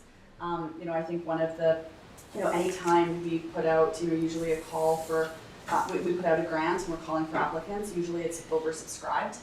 Yeah. And so that also is a challenge, when there's been not a lot of funding for things like housing, for even fairs, festivals, and events. Like that funding wasn't provided by previous governments. Now that it is being provided, local governments and nonprofits, it doesn't matter what that funding is, people are jumping on because they need to see those things get done for their communities. And so, as you know, it's always trying to balance how we're providing supports for people, making sure that the projects we are funding are well thought out and they're prepared to go. So it is a challenge, but I think the diversification of funding piece is something we need to explore. Yeah. Yeah. Thank you. I see a finger just stuck. A finger just pointed at me. Councilor Lockenberg. It's after I mean, that. it's yeah. I mean, we could go on all night, so I'm conscious of We could go on. And maybe we can. Well, okay, so one of the things I think a lot of people in this community, probably in communities all over BC, I'm sure, are seeing a sort of and it's not because of decrim, I'm sure, but the rise in challenges in our municipalities. And so I felt credit to your government was really responsive to our calls for adaptability. You were sort of really on that, and so kudos to you and your government. What's the vision going forward? If I know it's a super complex issue, but how can we start to think about with recrim? Is this one more step on a path to something? I don't have an answer, so I'm curious to hear where we're going. Yeah, so I mean, certainly there's kind of a lot woven into that, right? Mm-hmm. There's the toxic drug crisis, which we've been dealing with for 7 years as a crisis, but certainly it started a lot longer than that. There's been challenges around, and also I think it's really important to, when we talk about the toxic drug crisis, it's not only hitting the people that don't have a place to live. This is within our own communities. This is impacting people who have jobs, people who have suffered in things like car accidents, people who have a house over their head, have a lot of community support, but are struggling with addiction and the toxic drug crisis. It is getting worse in terms of the toxicity of the drugs, but we are starting to see the curve bend. I'm making the motion, but it's not the words are coming. Bend the curve. The curve bend, which is really important. It means fewer people are dying, but we need to get more people into treatment. The mental health, in terms of recovery, it was almost non-existent. People are having to pay out of pocket. A lot of people couldn't afford it. We also know that sometimes it takes people multiple times of treatment in order to get to a place where they're stable. We also know that people have to have a safe housing in order to be able to find any sort of stability in their lives. If you don't have housing, there's a complete lack of instability. And in terms of repeat violent offenders, for example, we've been working with the federal government. Part of the problem was the parole system, and people were they weren't going to jail where they should be, and so strengthening that and making sure that the people that are repeat violent offenders are going to jail because that's where they should be. There's also an entire we also have our safer communities, and so that is like law enforcement, mental health, all of those people sort of working together. to try to solve these extremely complex problems that are impacting not only, you know, Nelson or the Kootenays, but impacting North America in so many different ways. Yeah. May I have just a supplemental? Yeah, you sure can. Just to put something into your ear, one thing we heard today when we had the police chief and one of our constables or inspectors come was the notion that the province has done really good work on prolific offenders on violent crimes, but not so much on prolific offenders of property crime. And oftentimes those two are, you know, it's kind of an ecosystem challenge. So one of the things that they were advocating for, and they were hoping that we would support them in this advocacy, so that's what I'm doing right now, is looking at prolific offenders for property crime, and if there's ways we can strengthen that framework. So I know you have good relations with Minister Farnworth. That's something I'd love for you to take to him. Yeah, absolutely. I mean, I have good relationships with Minister Farnworth, also with our Attorney General, Nikki Sharma. And so Nikki Sharma, Attorney General Sharma was the person that was doing a lot of the work on the repeat violent offenders.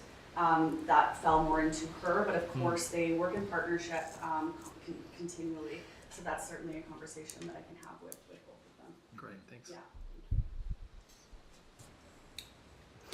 Just on our advocacy piece, Mayor. Yes, Thanks. Councillor Tate. And it's a jumping off point from the toxic drug crisis. I know that to get from a place where you're maybe unhoused, but definitely struggling with addiction, that there's like a number of steps before you're kind of what we would call stable and like getting ready to transition back into community.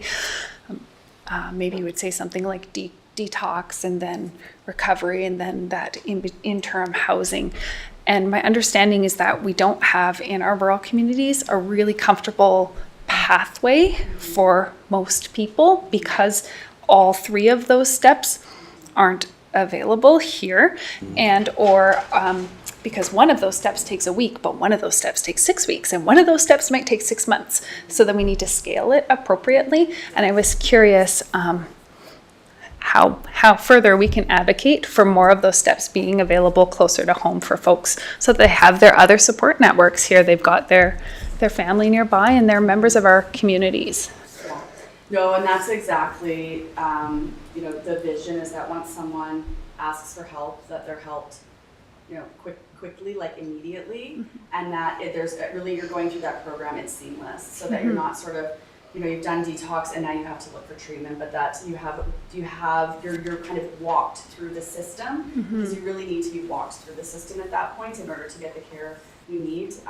Certainly in rural communities, you know, we're further behind. We're going to see, you know, we're seeing a lot of that work being done in urban centers, but there's also a lot of pieces that are happening in rural communities. For instance, at Cranbrook, there was a new site there, but you know, we've been, you know, Minister Conroy, Rolly Russell, and we work a lot really closely together to talk about what our communities collectively need and what that needs to look like, and that it needs to be also like a regional approach to figure out how we're going to support people in all of these communities get through that process, and so that they can be, you know, healthy people within our communities. Yeah, not shipped to Vancouver in between. Thanks. Councillors, any more questions? No one wants to ask me about the Youth Climate Corps? Well, we just got a whole bunch of funding. I mean, Yeah, we're good. I read that announcement, Yeah. so Thank you. there you go. You said we weren't allowed to have any announcements tonight. I know that there was announcements. I'm thinking that Councillor Lockenberg has dropped the ball on asking that question, but